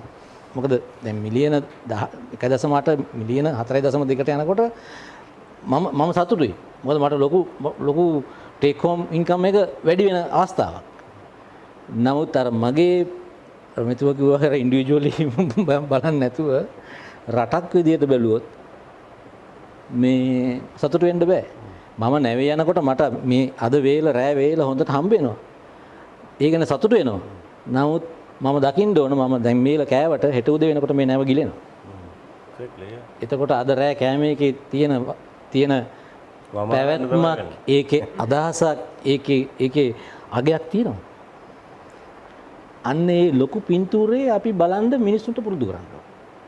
ඒක තමයි අපි ගන්න ඕන ආරම්භය අර විස සයිකල් එකෙන් එළියට එන්න. අනික ඒක ඒ පහුර අවුරුදු 3 පාටි දාපු එක දැන් ගෙවන්න පටන් ගන්න. එච්චරයි ඔක්කොම ගෙවනවා.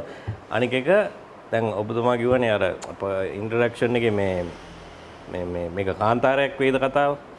ඒ ලංකාවෙන් ওই බ්‍රේන් ඩ්‍රේන් ප්‍රශ්නේ හැමදාම තිබුණා. දැන් සමහරට වැඩි ඇති.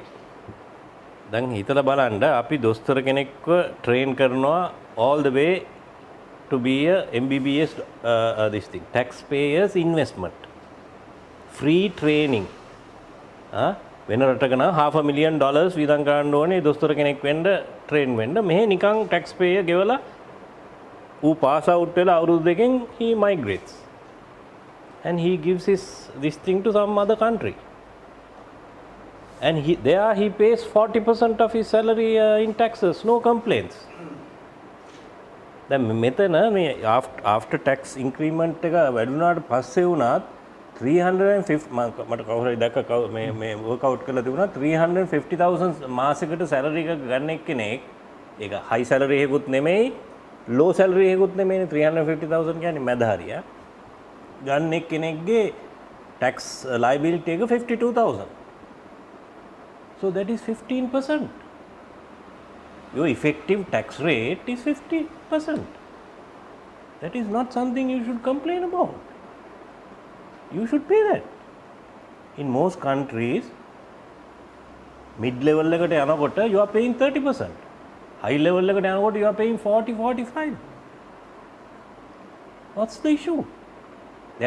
Of course, that issue is the trust deficit that you have with the government. අපි මිනිස්සු හිතනවා මම ගෙවන ගාන මේ no point paying. Yeah, no point paying. It is wasted. It is robbed. A trust deficit එක තියෙනවා. අරේ ගියාම they won't complain, but you are paying 40% for the services you are getting, the good infrastructure you are having, the public transportation which is subsidized. That is why public transportation is encouraged there. So it's a policy subsidized. ඒක maintain කරගෙන යනවා. ඉතින් ඒක ඔක්කොම තියෙන්නේ tax money වලින් තමාගෙන් ගන්නවා. අනික මේ health care free හම්බුනාට වෙනම tax එකක් ගහනවා health care provide කරන්න වෙනම tax එකක් තියෙනවා. ඕනම රටක බලන්න ඒක තියෙනවා. so මෙහි අර ගහන tax එකකින්ම තමයි මේ ඔක්කොම දෙන්නේ. health care කියලා වෙනම tax එකක් මෙහි ගහන්නේ නැහැ. අනික එහෙ කොහෙවත් education එක free නෑ. ඔස්ට්‍රේලියා වල university මේ education එක loan එකක් දෙනවා. ඒකෙන් complete කරාට පස්සේ අවුරුදු 5ක් 6ක් 7ක් 8ක් ගෙවන්න ඕනේ ඒක ආපහු. ඒක loan එකක්. US වල එහෙම මොනවත්ම දෙන්නේ නැහැ. හැබැයි ඉතින් in state out of state කියලා tuition වෙනස් තියෙනවා. දැන් අපි ගියාම අපි out of state tuition ගෙවන්නේ. එතන gap එක වැඩි. ඒ ස්ටේට් එකේ ඉන්න එක්කනව සබ්සිඩයිස් කරලා තියෙන්නේ ස්ටේට් ටැක්සස් වලින්. ඉතින් ඒ වගේ පොඩි පොඩි තියෙනවා. ඉතින් එක එක ක්‍රම තියෙනවා. මම කියන්නේ දැන් අපේ බ්‍රේන් ඩ්‍රේන් එක නවත්තන්නේ කොහොමද? ඒක මේ ටැක්ස් හන්ද විතරක් නෙමෙයි ඊට ඉස්සෙල්ලත් තිබුණා. ටැක්ස් හන්ද වැඩි වෙන්න පුළුවන්. හැබැයි මේ වැඩි වෙන්න හේතුව මම නම් හිතන්නේ සාධාරණයි කියලා. මොකද එහෙ ගිහින් ගේනවා 135 70. මෙහෙන් යන අය. මෙහෙන් අනික එක ෆ්‍රී එඩියුකේෂන් එක අරගෙන අපේ ටැක්ස් පේයර්ස් ලගෙන් ඉගෙනගෙන මයිග්‍රේට් වෙනවා මේ ඒගොල්ලන්ගේ අතින් බලනකොට ඒගොල්ලන්ටත් වගකීමක් තියෙනවා ටැක්ස් පේයර්ගෙන් ඉගෙන ගත්තා නම් නිකන් මේ රටට පොඩි සේවයක් කරන්න ඒගොල්ලන්ටත් වගකීමක් තියෙනවා. ඒක ඉතින් ආණ්ඩුවටම හැම එකම ආණ්ඩුවටම බැනලා විතරක් වැඩකුත් නැහැ. මොකද? Absolutely. Nothing is free. Even in the Sri Lankan army, doctors have to work for a certain Correct. time. Pilots Correct. have to do this. So Correct. why don't we use that into the public? My question for Mr. Chandu is like you said that there are like 3 types of taxations, but just because I don't know, are there any taxations where we can tax on dollars? Is there a system or is it happening? On dollars meaning? Like, can we tax and get returns? Now we tax and we get rupees, right, from the locals. Now in the business community there are like people who deal in dollars or something. So is there a system or can we create a system, because currently our foreign exchange is a huge problem. So if we can for as a what do you call suggestion, like if we can do some kind of taxations in dollars, is there a system or can we create a system like that? I don't quite understand. Are you saying that the dollars? I think what he's asking is whether we can tax in dollars. You bring in dollars Yeah. into the country. Yeah. At the point of converting that into Sri Lankan rupees, you can't pay in dollars. No? You can't transact in dollars. Yeah. Transact Sri Lankan. Yeah. At that point, there is a tax. No, there is no tax, and that is That becomes an income, and so it goes against so that's a disincentive for people. If you tax it there, that's a disincentive for anyone to bring in dollars here, no? Yeah, why would you do that? Why would you do But, that? No, I think- but we can like now let's say for a business, now there are like in Sri Lanka, like let's say the top 5 or the business, they have other branches outside of Sri Lanka. Okay. So they bring foreign income, right? Okay. So can we like maybe we can give benefits to them, better benefits for them, but can we for the current situation, can we tax on dollars rather than getting rupees? So you are asking the tax itself should be in dollars? Dollars, yeah. Yeah, I suppose, but the dollar income should be made differently to now when the dollars are brought, it's converted, Yeah. it is added to your income and that is taxed in rupees. Yeah. එහෙමනේ වෙන්නේ. So ඒක යන්නේ budget deficit එක පියව ගන්න. But there's another deficit, that is trade deficit, which is creating all this dollar issue. ඒවා මේවා කරන්න exports කරන්න ඕනේ. FDI ගෙන්න ගන්න ඕනේ. Because FDI is more, it's like equity capital coming in, not loans. And exports, and then the other two are tourism and remittances. ඔය හතර තමයි so ඒ හතර ප්‍රොමෝට් කරලා ඒකෙන් ඩොලර්ස් ටික හොයාගන්න ඕනේ. එතන basically මේ budget deficit එක වගේ අනික් deficit එක තමයි trade deficit එක. We are importing more than we export. We can't go on like that. We have to either this thing that gap, or ideally export more than we import. Then your reserves will naturally climb, and then we'll get into this thing, and then the rupee will start appreciating. මේ collapse එක වෙන්නේ මේක අනිත් පැත්තට යන නිසානේ. importing and we don't export this thing. අනික එක This question. oh I think now there is law in the country, 20% of your deposits in dollars will have to be converted to Sri Lankan rupees. yeah.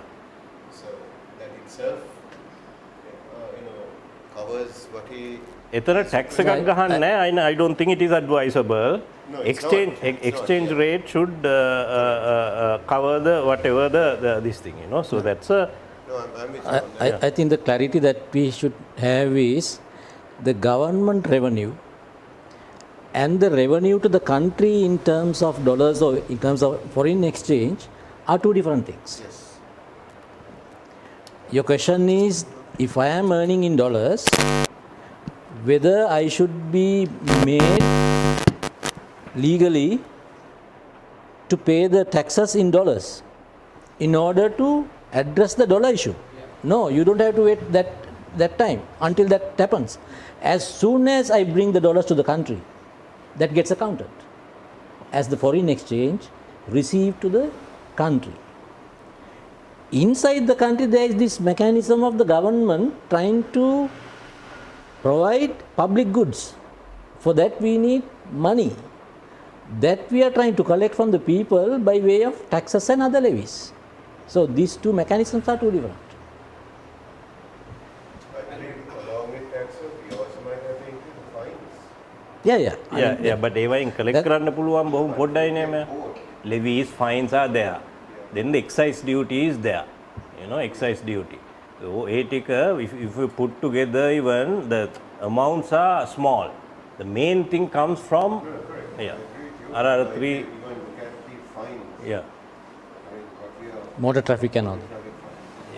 No. So they should all should be revised. Also import what we get charged. I mean, you will continue to commit the same crime because you know you can. Yeah, but I know one guy recently, he was caught with 2 illegal weapons. He got out the next day at 10,000 rupees. I know. But yeah, but Faisal, that kind of a fine like that is not a revenue raising measure. It is a punishment measure. It's not a revenue raising mechanism at all. It is a punishment to discourage certain behavior. It is not a revenue comes. But revenue. We can't take it as I don't think any government considered revenue avenues. Law and order issue and discouraging of certain behavior. Okay. Is it on? Okay, never mind. So, works? Alright. So, I'm Lahiru. So, I have to thank LDM and also Rasika for actually organizing the best panel so far. I mean, it's very technical, but you spoke was very clear, and we can see very clear policy angles or solutions that we can take. So I'm not an economist, I'm not a financial expert. I would like to consider myself as an educationist and a lawyer. What I see is that you have given us a brilliant solution. But what ultimately matters is what the public demands and how the public adjusts their expectations. So that we have two solutions. The long-term one is very simply education. The other one is brainwashing, propaganda, media.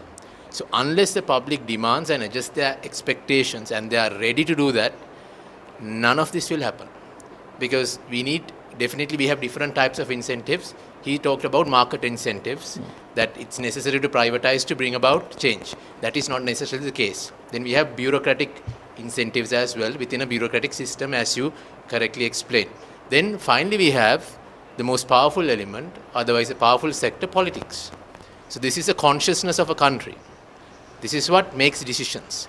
So who ultimately, at least theoretically, holds the authority is basically the people. So people have to be ready either to tie down their belts and get ready for a slow and progressive movement where country as a whole in the long term will develop, and be ready and aware to demand services, especially public services, and be ready to pay for them as well. This readiness must be created. So he's an expert in basically mass media, right? This is the first shot. I mean, this is the only way that, for example, I'm taking a very extreme example. Hitler. He was no one.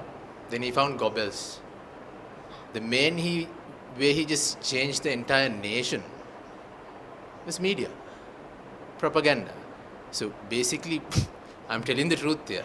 So if we want a quick solution, we have to go to propaganda and get people to subscribe to this, So that's the first step. So then we can, for a long term, as we always discuss, education, slowly. So that's my basic input.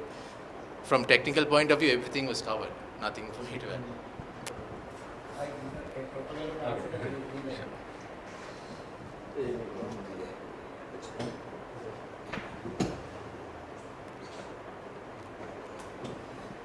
I think you made a very valid point. Propaganda is very important, and how you create the narrative.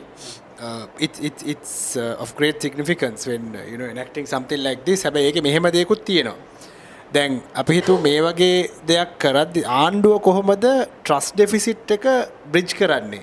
මේක announcement එක ඇතුලේ. උදාහරණයක් විදිහට මේ tax hike එකත් එක්ක ආණ්ඩුව දුන්නා නම් ආණ්ඩුවේ වියදම් අඩු කරන සැලසුමක් ආණ්ඩුවේ ස්ටේට් එක්ස්පෙන්ඩිචර් අනවශ්‍ය රාජ්‍ය වියදම් අඩු කරන සැලසුමක් මේකත් එක්ක මිනිස්සුන්ට අනවුන්ස් කළා නම් ඒ වගේම ඇන්ටි කරප්ෂන් ලෝස් දැන් 22nd amendment එකේ තියෙනවා UN convention against corruption එකට අනුව ලංකාවේ ඇන්ටි කරප්ෂන් නීති ගේනවා කියලා කොටසක් දැන් 22nd amendment මම හිතන්නේ නැහැ මේ පාර්ලිමේන්තුවේ පාස් කරයි කියලා මොකද ඒක කාටවත් එක පාස් කරන්න උවමනාවක් නැහැ කරන්නේ ඊට උවමනාවකුත් නැහැ පොට්ටුවට උවමනාවකුත් නැහැ කාටවත් එක උවමනා නැහැ අර කාගේවත් ළමෙක් නෙමෙයි ඒක එතකොට ඒකත් එක්ක අපිට වෙන ලොකු පාඩුවක් තමයි අර ඇන්ටි කරප්ෂන් ලෝස් ගේනේ පොඩි වින්ඩෝ එකත් අපිට වැහෙනවා. ඒ කියන්නේ ඒකත් එක්කම අර බබා එක්ක බබා වනාපු වතුර ඔක්කොම විසි කරන කතන්දරයක් තමයි ඒකේ වෙන්නේ. එතකොට මේ තුනම එකට ආවනම් ඔය ට්‍රස්ට් ඩෙෆිසිට් එක ගොඩාක් දුරට අපිට අඩු කරගන්න පුළුවන් වෙනවා. කැම්පේන් ඇන්ටි කරප්ෂන්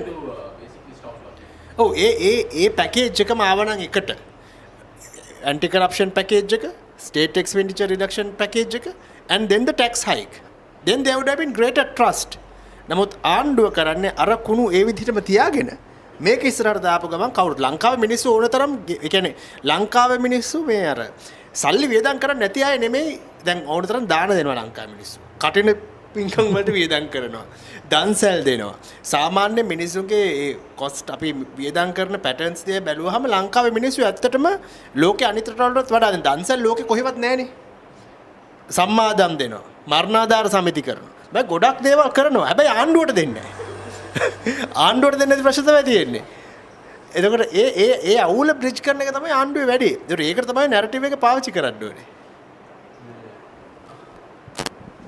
මම කැමති පොඩ්ඩක් වෙන යොමුවකට බලන්න මම දකින්න ඇත්තටම මේ ආපු විසඳුම ඔක්කොම දේශපාලනිකයි ඒක සාධාරණයි. එතන තමයි තියෙන්නේ විසඳුම අන්තිම විසඳුම තියෙන්නේ එතනයි කියලා.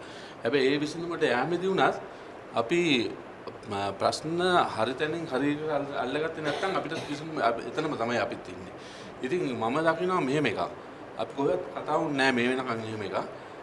ලොකුම ප්‍රශ්න තියෙන්නේ ලංකාවේ ටැක්ස් වල අර ඔබතුමා ලස්සන වචනයක් පාවිච්චි කරා මල නොතලා පැණි ගන්නවා කියලා. ඒක තමයි කරන්නේ මෙතන. ඒක කරන්න ඕනේ. හැබැයි ඒක නෙමෙයි වෙන්නේ. වෙන්නේ ගන්න පුළුවන් තැනින් ගන්නවා. මොකද ගන්න බේස් ටැක්ස් බේස් එකක් නැහැ. අතන බැලුවොත් අපිට ටැක්ස් බේස් එකක් නැහැ.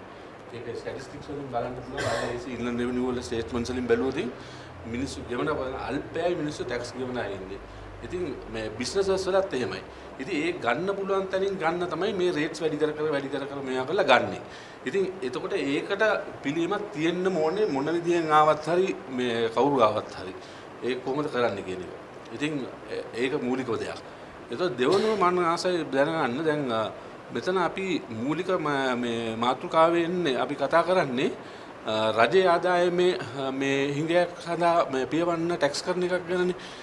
දැන් එතනදී රජයේ ආදායම් පියවන්න ටැක්ස් කරනවා කියපුවාම අපි මෙතන මේ ඔබතුමා කිව්වා මියුනිසිපල් ටැක්සස් යමය. දැන් මම හිතනවා මම දන්න තරමට මේක මම නිවැරදි කරන්න ඔබතුමා දන්නවා ඇති. මේ ටැක්සස් රජයේ ආදායම නෙමෙයිනේ ඒවා. ඒවා යන්නේ මම මියුනිසිපල් එකට කොච්චර ගෙව්වත් අද මම 1000 ගෙවලා හෙට ලක්ෂයක් ගෙව්වත් ඒක යන්නේ මියුනිසිපැලිටියේ ඒගොල්ලන්ගේ වැඩ කටයුතු නඩත්තුවට. සේවකයෝ වෙන්න පුළුවන්, කාණු සුද්ධ කරන්න වෙන්න පුළුවන්, බිල්ඩින් ගහන වෙන්න පුළුවන්, පොකට් එකට දාගන්න ඒ වලට යන්නේ. හරි. එතකොට ඒක රජයේ ආදායමට එන එකක් නෙමෙයි කියලායි මම දන්නේ. එතකොට ඒ වගේම තමයි හුඟක් ඔය ටැක්සස් තියෙනවා. ඒ කියන්නේ ගවර්න්මන්ට් එකේ ස්ට්‍රක්චරල් ලෙවල්ස් තියෙනවානේ. එතකොට ප්‍රොවින්ෂල් කවුන්සිල් ලෙවල්ස් වලට යනවා. දැන් අපි ඩීඩ් එකක් මොන හරි කරොත් සෑහෙන ගාණක් අද ටැක්ස් ගන්නවා ඇත්තටම. මේ වැලුවේෂන් වල හැටියට අනිත් ඒ වැලුවේෂන් වල හැටියට දැන් අඩු එච්චර ගොඩක් මේ හොර කරන්නත් බෑ ඉස්සර වගේ. ඉතින් ඒ හැබැයි මේ ටැක්සස් මම දන්න හැටියට රජයේ ගිණුමකට යන්නේම නෙමෙයි තියෙන්නේ. එතකොට ඔය අපි කතා කරන රජයේ අඩුම කියන එක ආදායම අඩුව කියන එකට ඒවා එකතු වෙන්නේ නැතුව එන්නේ. ඔය ඩිරෙක්ට් ටැක්සස් අපි එක්සයිස් මේ ඉන්ලන්ඩ් රෙවෙනියු වලින් ටැක්සස් ඊට පස්සේ මම හිතන්නේ කස්ටම්ස් ටැක්සස්. ඔය හැමතැනම හොර තියෙනවා. එතකොට මේ විශේෂයෙන්ම කස්ටම්ස් එතකොට ඒක තමයි අපි මේ රජයේ වියදම කියලා කියන්නේ. ඒතර ඉතුරු ඒවා මේ ආදායම් අඩු කරන ඒවා හැම මම හිතන්නේ මේ වියදම් අඩු කරන ඒවා accountability මේ ඔක්කොම තියෙන්නේ නම් රාජ්‍ය තන්ත්‍රය තුල කොහොමද රාජ්‍ය මෙහෙවන්නේ? එතකොට ඒ ඩිසිප්ලින් කොහොමද accountability කොහොමද තියෙන්නේ? ඒ ඔක්කොම දේශපාලනික වෙන්නේවා තියෙන්නේ. ඉතින් ඒක ටැකල් කරනවා වගේම අපි හරියට සෝසර්ස් හරියට මේවයි ගැන හොඳ අවබෝධයකින් ගියේ නැත්නම් මම හිතන්නේ අපි ඒ වරද්දම කරගන්නවා. ආයි මම පොඩක් එක අදහස් දෙන්න. තමයි ඒක පුංචි දෙයක් අර මේ සිංගප්පූරුවේ මේ ගැන කිව්වා. දැන් එතන තියෙන වෙන කතන්දරයක්. මම දන්නේ තරමට ඔය වැඩේ සිංගප්පූරුවේ කරන්න පුළුවන් වෙන්න හේතුවක් තියෙනවා. දැන් අපේ සාමාන්‍ය පාසලකට ගියොත් මේ ඒ පාසලේ ඔයාලා පන්තියකට ගත්තොත් විෂමාකාරයෙන් එක ඉන්න අය. ඒතර හැම එක දැනුම් මට්ටම් එක කේපබිලිටිස් තියෙන මේ ඉන්ටෙලෙක්චුවල් ලෙවල්ස් වෙනස් කොමෙන්නේ. ඒතර ඒ හැම දිනාගෙම එකම අවුට්පුට් එක බලා ගන්න බෑ ටීචර් මොන විශ්වකාරය වුණත් හරි. හැබැයි සිංගප්පූරු වගේ තැන්වල පොඩි කාලේ ඉඳන් ස්ට්‍රීම් කරනවා. ඒකටත් විරුද්ධව ලොකු මතයක් තියෙනවා. ඒ ස්ට්‍රීම් කරන එකට. ඒ ස්ට්‍රීමින් වලින් ගෙනාවෙන් පස්සේ එතකොට ඒ ටීචර්ට KPIs දාලා එයාගේ එක්ස්පෙක්ටේෂන්ස් තියන්න පුළුවන්. ඔයා මේවා ඩිලිවර් කරන්න ඕනේ. මොකද ඔයාට අපි දීලා තියෙන ස්ටොක් එක මේකයි. ඒ ස්ටොක් එක අපි මේ විදිහට ස්ටොක් එක එළියට දාන්න ඕනේ අපේ එක්ස්පෙක්ටේෂන්ස් වලට. කියන්නේ ඉතින් ඒ මේකකුත් තියෙනවා. ඔතන. පැති දෙකක් විතරක් මම ගන්නම්. ඔබතුමා කිව්වා වගේ අර මියුනිසිපැලිටිස් වලින් ගන්න රෙවෙනියු එක රජයේ මධ්‍යම ආණ්ඩුවේ ආදායමට එකතු වෙන්නේ නැහැ. අපි කියන කොන්සොලිඩේටඩ් ෆන්ඩ් කියලා. ඒකට යන්නේ නැහැ. එහෙම බදු නැත්තම් වරිපණම් බදු අය කරලා ඉතා හොඳ මූල්‍ය තත්වයෙන් පවත්වාගෙන යන නගර සභා තියෙනවා. කොළඹ, ගල්කිස්ස account සරම් බැලුවොත් බිලියන ගණන් ඩිපොසිට්ස් තියෙනවා. සේවාවන් සපයනවා. අපි සමහරලාට සතුටුත් වෙනවා, අසතුටු වෙන ඒවාත් ගොඩක් තියෙනවා. ඔය වැසිකිලි පද්ධතියක් එහෙම කැඩුනොත් ඉතින් උතුරලා යන ඒවා රමේව දවස් ගණන් තියෙනවා. එහෙම තියෙනවා. පොදුවේ ගත්තොත් පළාත් පාලන ආයතන වලට ලැබෙන මුදලින් සියලුම පළාත් පාලන ස්වයංව පාලනය කරගන්න යන්න බෑ. ඒකට අඩුව ලබා දෙන්නේ රජයෙන් කොන්සොලිඩේටඩ් ෆන්ඩ් එක. එතකොට මෙතුමාගේ අදහස අපි ක්‍රියාත්මක කරොත් ඒගොල්ලන්ගේ ආදායම වැඩි වෙලා සමහරට අර කොන්සොලිඩේටඩ් ෆන්ඩ් එකෙන් දෙන ප්‍රමාණය අඩු වෙන්න පුළුවන්. නමුත් ඒ ඔක්කොම තීරණය වෙන්නේ ඒ ආයතන කොච්චර කාර්යක්ෂමව ක්‍රියාත්මක කරයිද පවත්වාගෙන යයිද කියන එක මත. අපිට කොළඹ අපි හුඟක් දෙනෙක් කොළඹ පදිංචි නිසා සමහර විට වත්කමක් නිසා අපි දන්නවා ඒ දෙන සර්විස් එක. නමුත් ප්‍රතිශතයක් විතර ගත්තොත් කොළඹ මියුනිසිපල් කවුන්සිල් එකෙන් ගන්න රේට්ස් මේ රීජන් එකේ තියෙන ඇවරේජ් රේට් එකට වඩා වැඩි. ඒක නිසා මේගොල්ලන්ගේ ඩිපොසිට්ස් ෆයිනෑන්ෂල් බෙටර්. හැබැයි සර්විසස් පැත්තෙන් එච්චර මුදලක් අරගෙනත් දෙන්න ඕන සර්විසස් ගත්තොත් අපිට සතුටු වෙන්න බෑ. කොළඹට ගියොත් පාර්කින් කරගන්න තැන් නැහැ. නගර වැසියාට දිය යුතු පහසුකම ලැබිය යුතු ආකාරයෙන් ලැබිලා දීලා තිනවා කියලා මම පිළිගන්නේ නැහැ. මතේ වෙනස් වෙන්න පුළුවන්. නමුත් මම කොළඹ නගරයේ අපේ අගනාරයේ විදිහට අපි හරියට මේක ක්‍රියාත්මක කරලා තියනවද පවත්වාගෙන යනවද කියන එක ආසට පොළොව වගේ වෙනසක් තමයි මම දකින්නේ. මොකද කොළඹ කියන්නේ අපි අගනගර. කොටසක් ඇත්තටම මිනිස්සු සතුටුත් උනේ අර එක කාලයක් තිබුණා මේක පොඩ්ඩක් පිළිසකර කරගෙන වෙනසක් වීගෙන එන තත්ත්වයක් තිබුණා. ඒකම අර පෞගේ කාලේ වුණ වෙනසට හේතුවකුත් උනා. මෙහෙම කරා නම් අරෙම කරයි කියලා. දෙවෙනි කාරණේ තමයි අධ්‍යාපනය පිළිබඳ කිව්පාරණේ. එතුමා හරියටම හරි මුල් කාලෙදී සිංගප්පූරුවේදී යම්කිසි කන්ඩිෂනින් එකක් කරනවා. අපි කරන්නේ නැහැ. ඉතින් ඒකේ වැරද්ද තියෙන්නේ අපිනේ.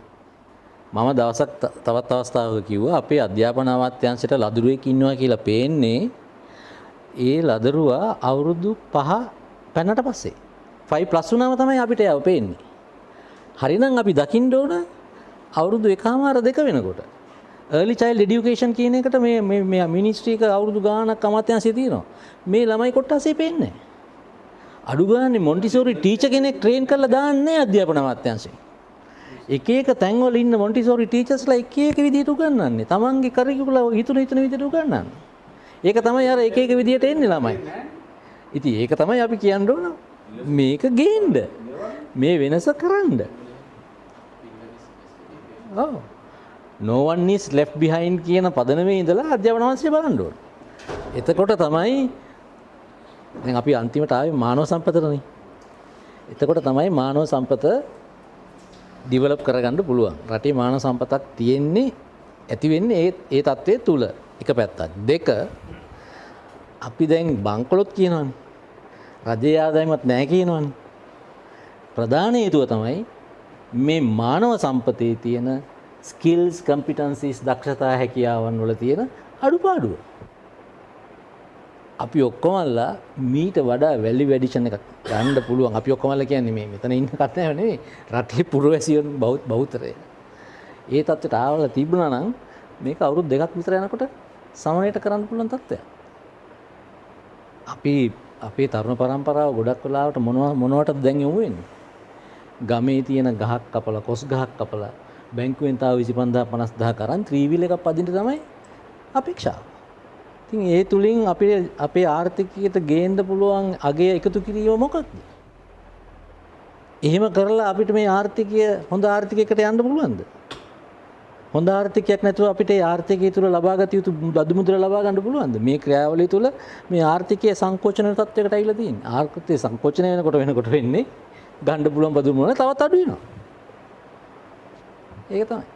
අනිත් කරුණු මම හිතන්නේ ඔබතුමාට ගන්න පුළුවන් අර.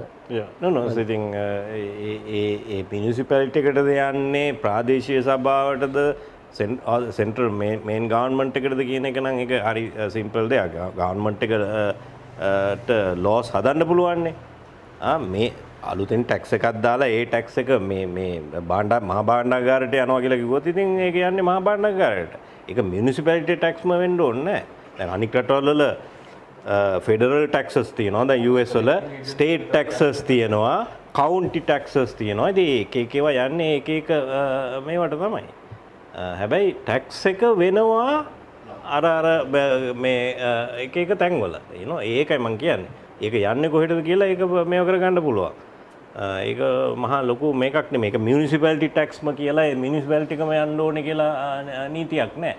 ඕක කොහොමම තියලා මියුනිසිපැලිටි එකට ඒ දෙන සර්විසස් වලට ඒ මියුනිසිපැලිටි ටැක්ස් එක ආණ්ඩුව මහා ආණ්ඩුව දෙන සර්විස් එකට තව ටැක්ස් එකක් ගහන්න පුළුවන් ප්‍රොපර්ටි වලට. එහෙම නැත්නම් කැපිටල් ගේන්ස් ටැක්ස් එකක් ගහන්න පුළුවන්.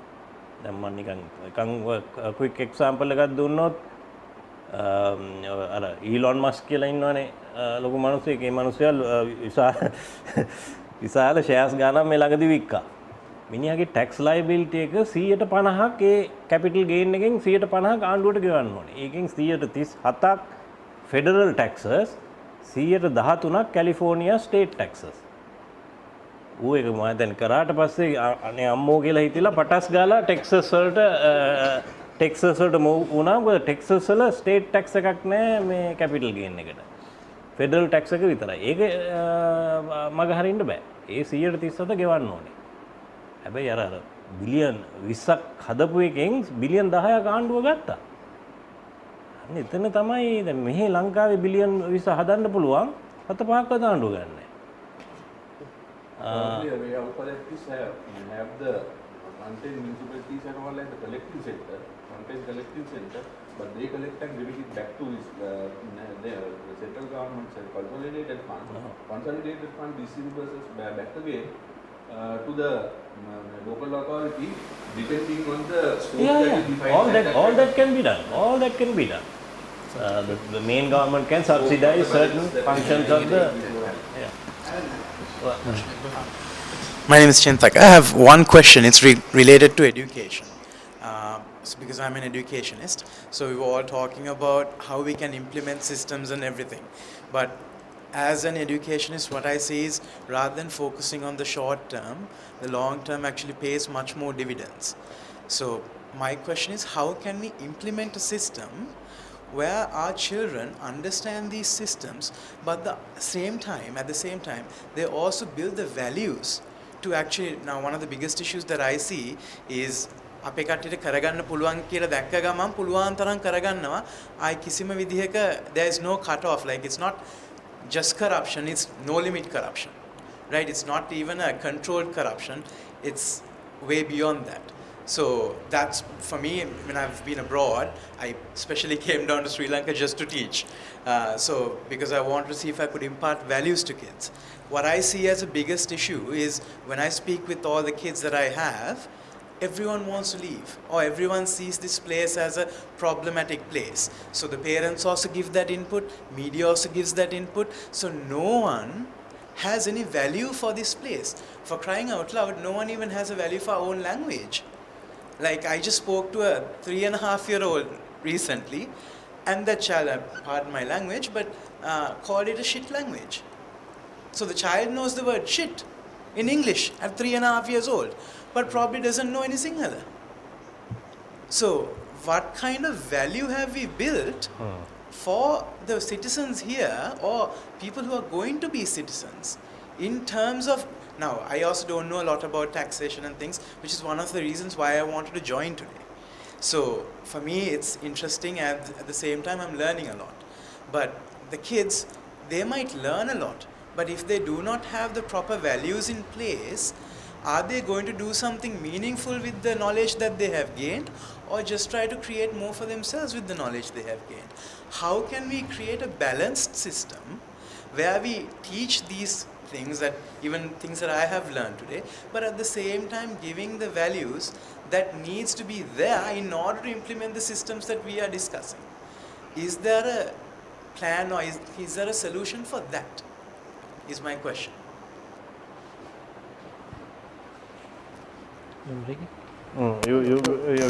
So it's a very broader issue that than the scope of this discussion.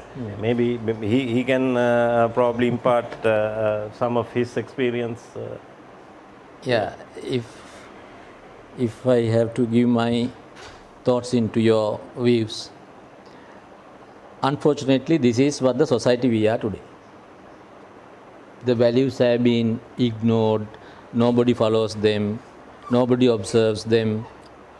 So it's been rotten over the years.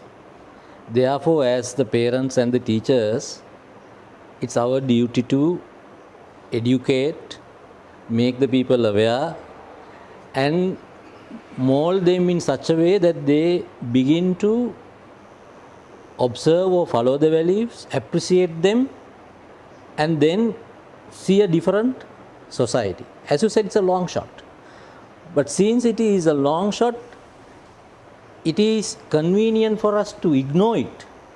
But I don't think it is our duty to ignore it and move on. So that is why personally when he asked me whether I can come, I said yes. Because this discussion, the awareness and the knowledge is the paramount importance today if we are to make a change in this country. As you very correctly said, it's the politically directed solution that we should be aiming at, because any other point you aim at, this change is not going to take place.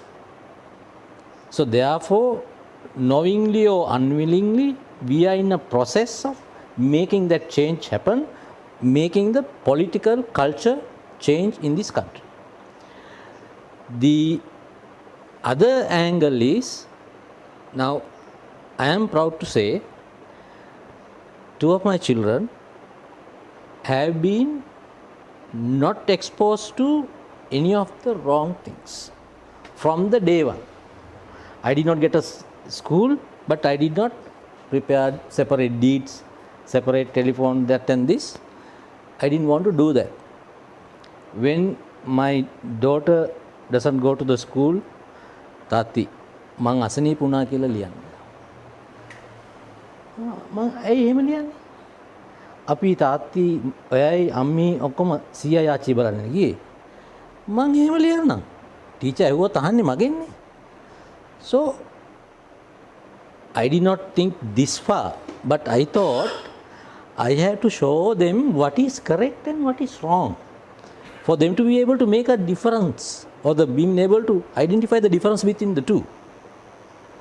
So therefore now they see our society differently.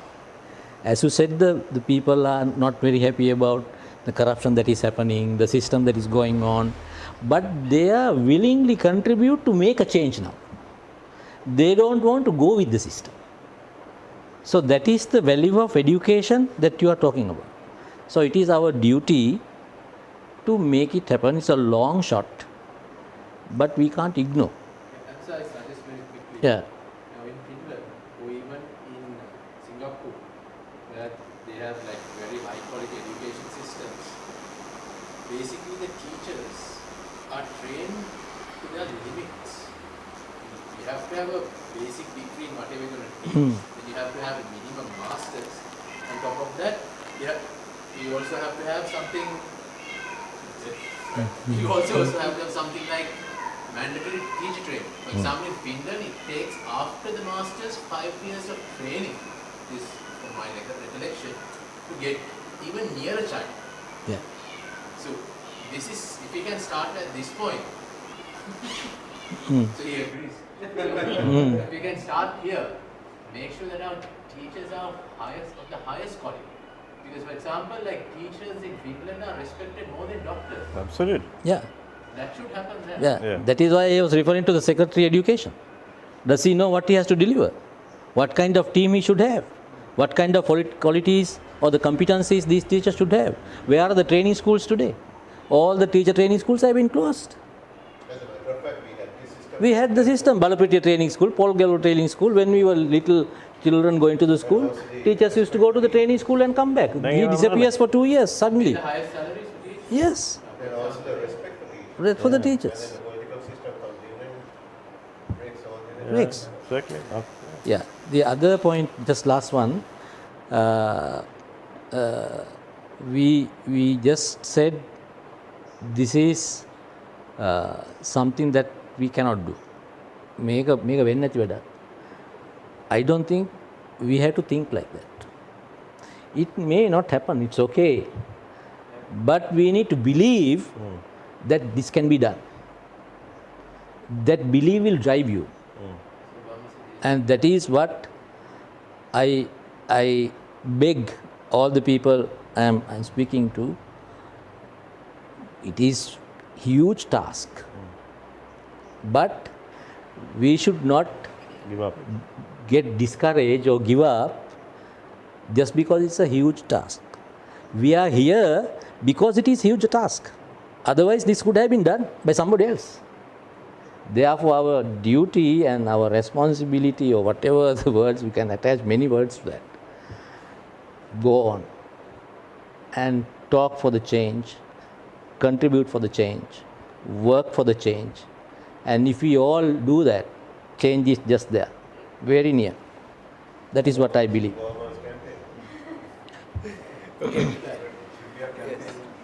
Yes.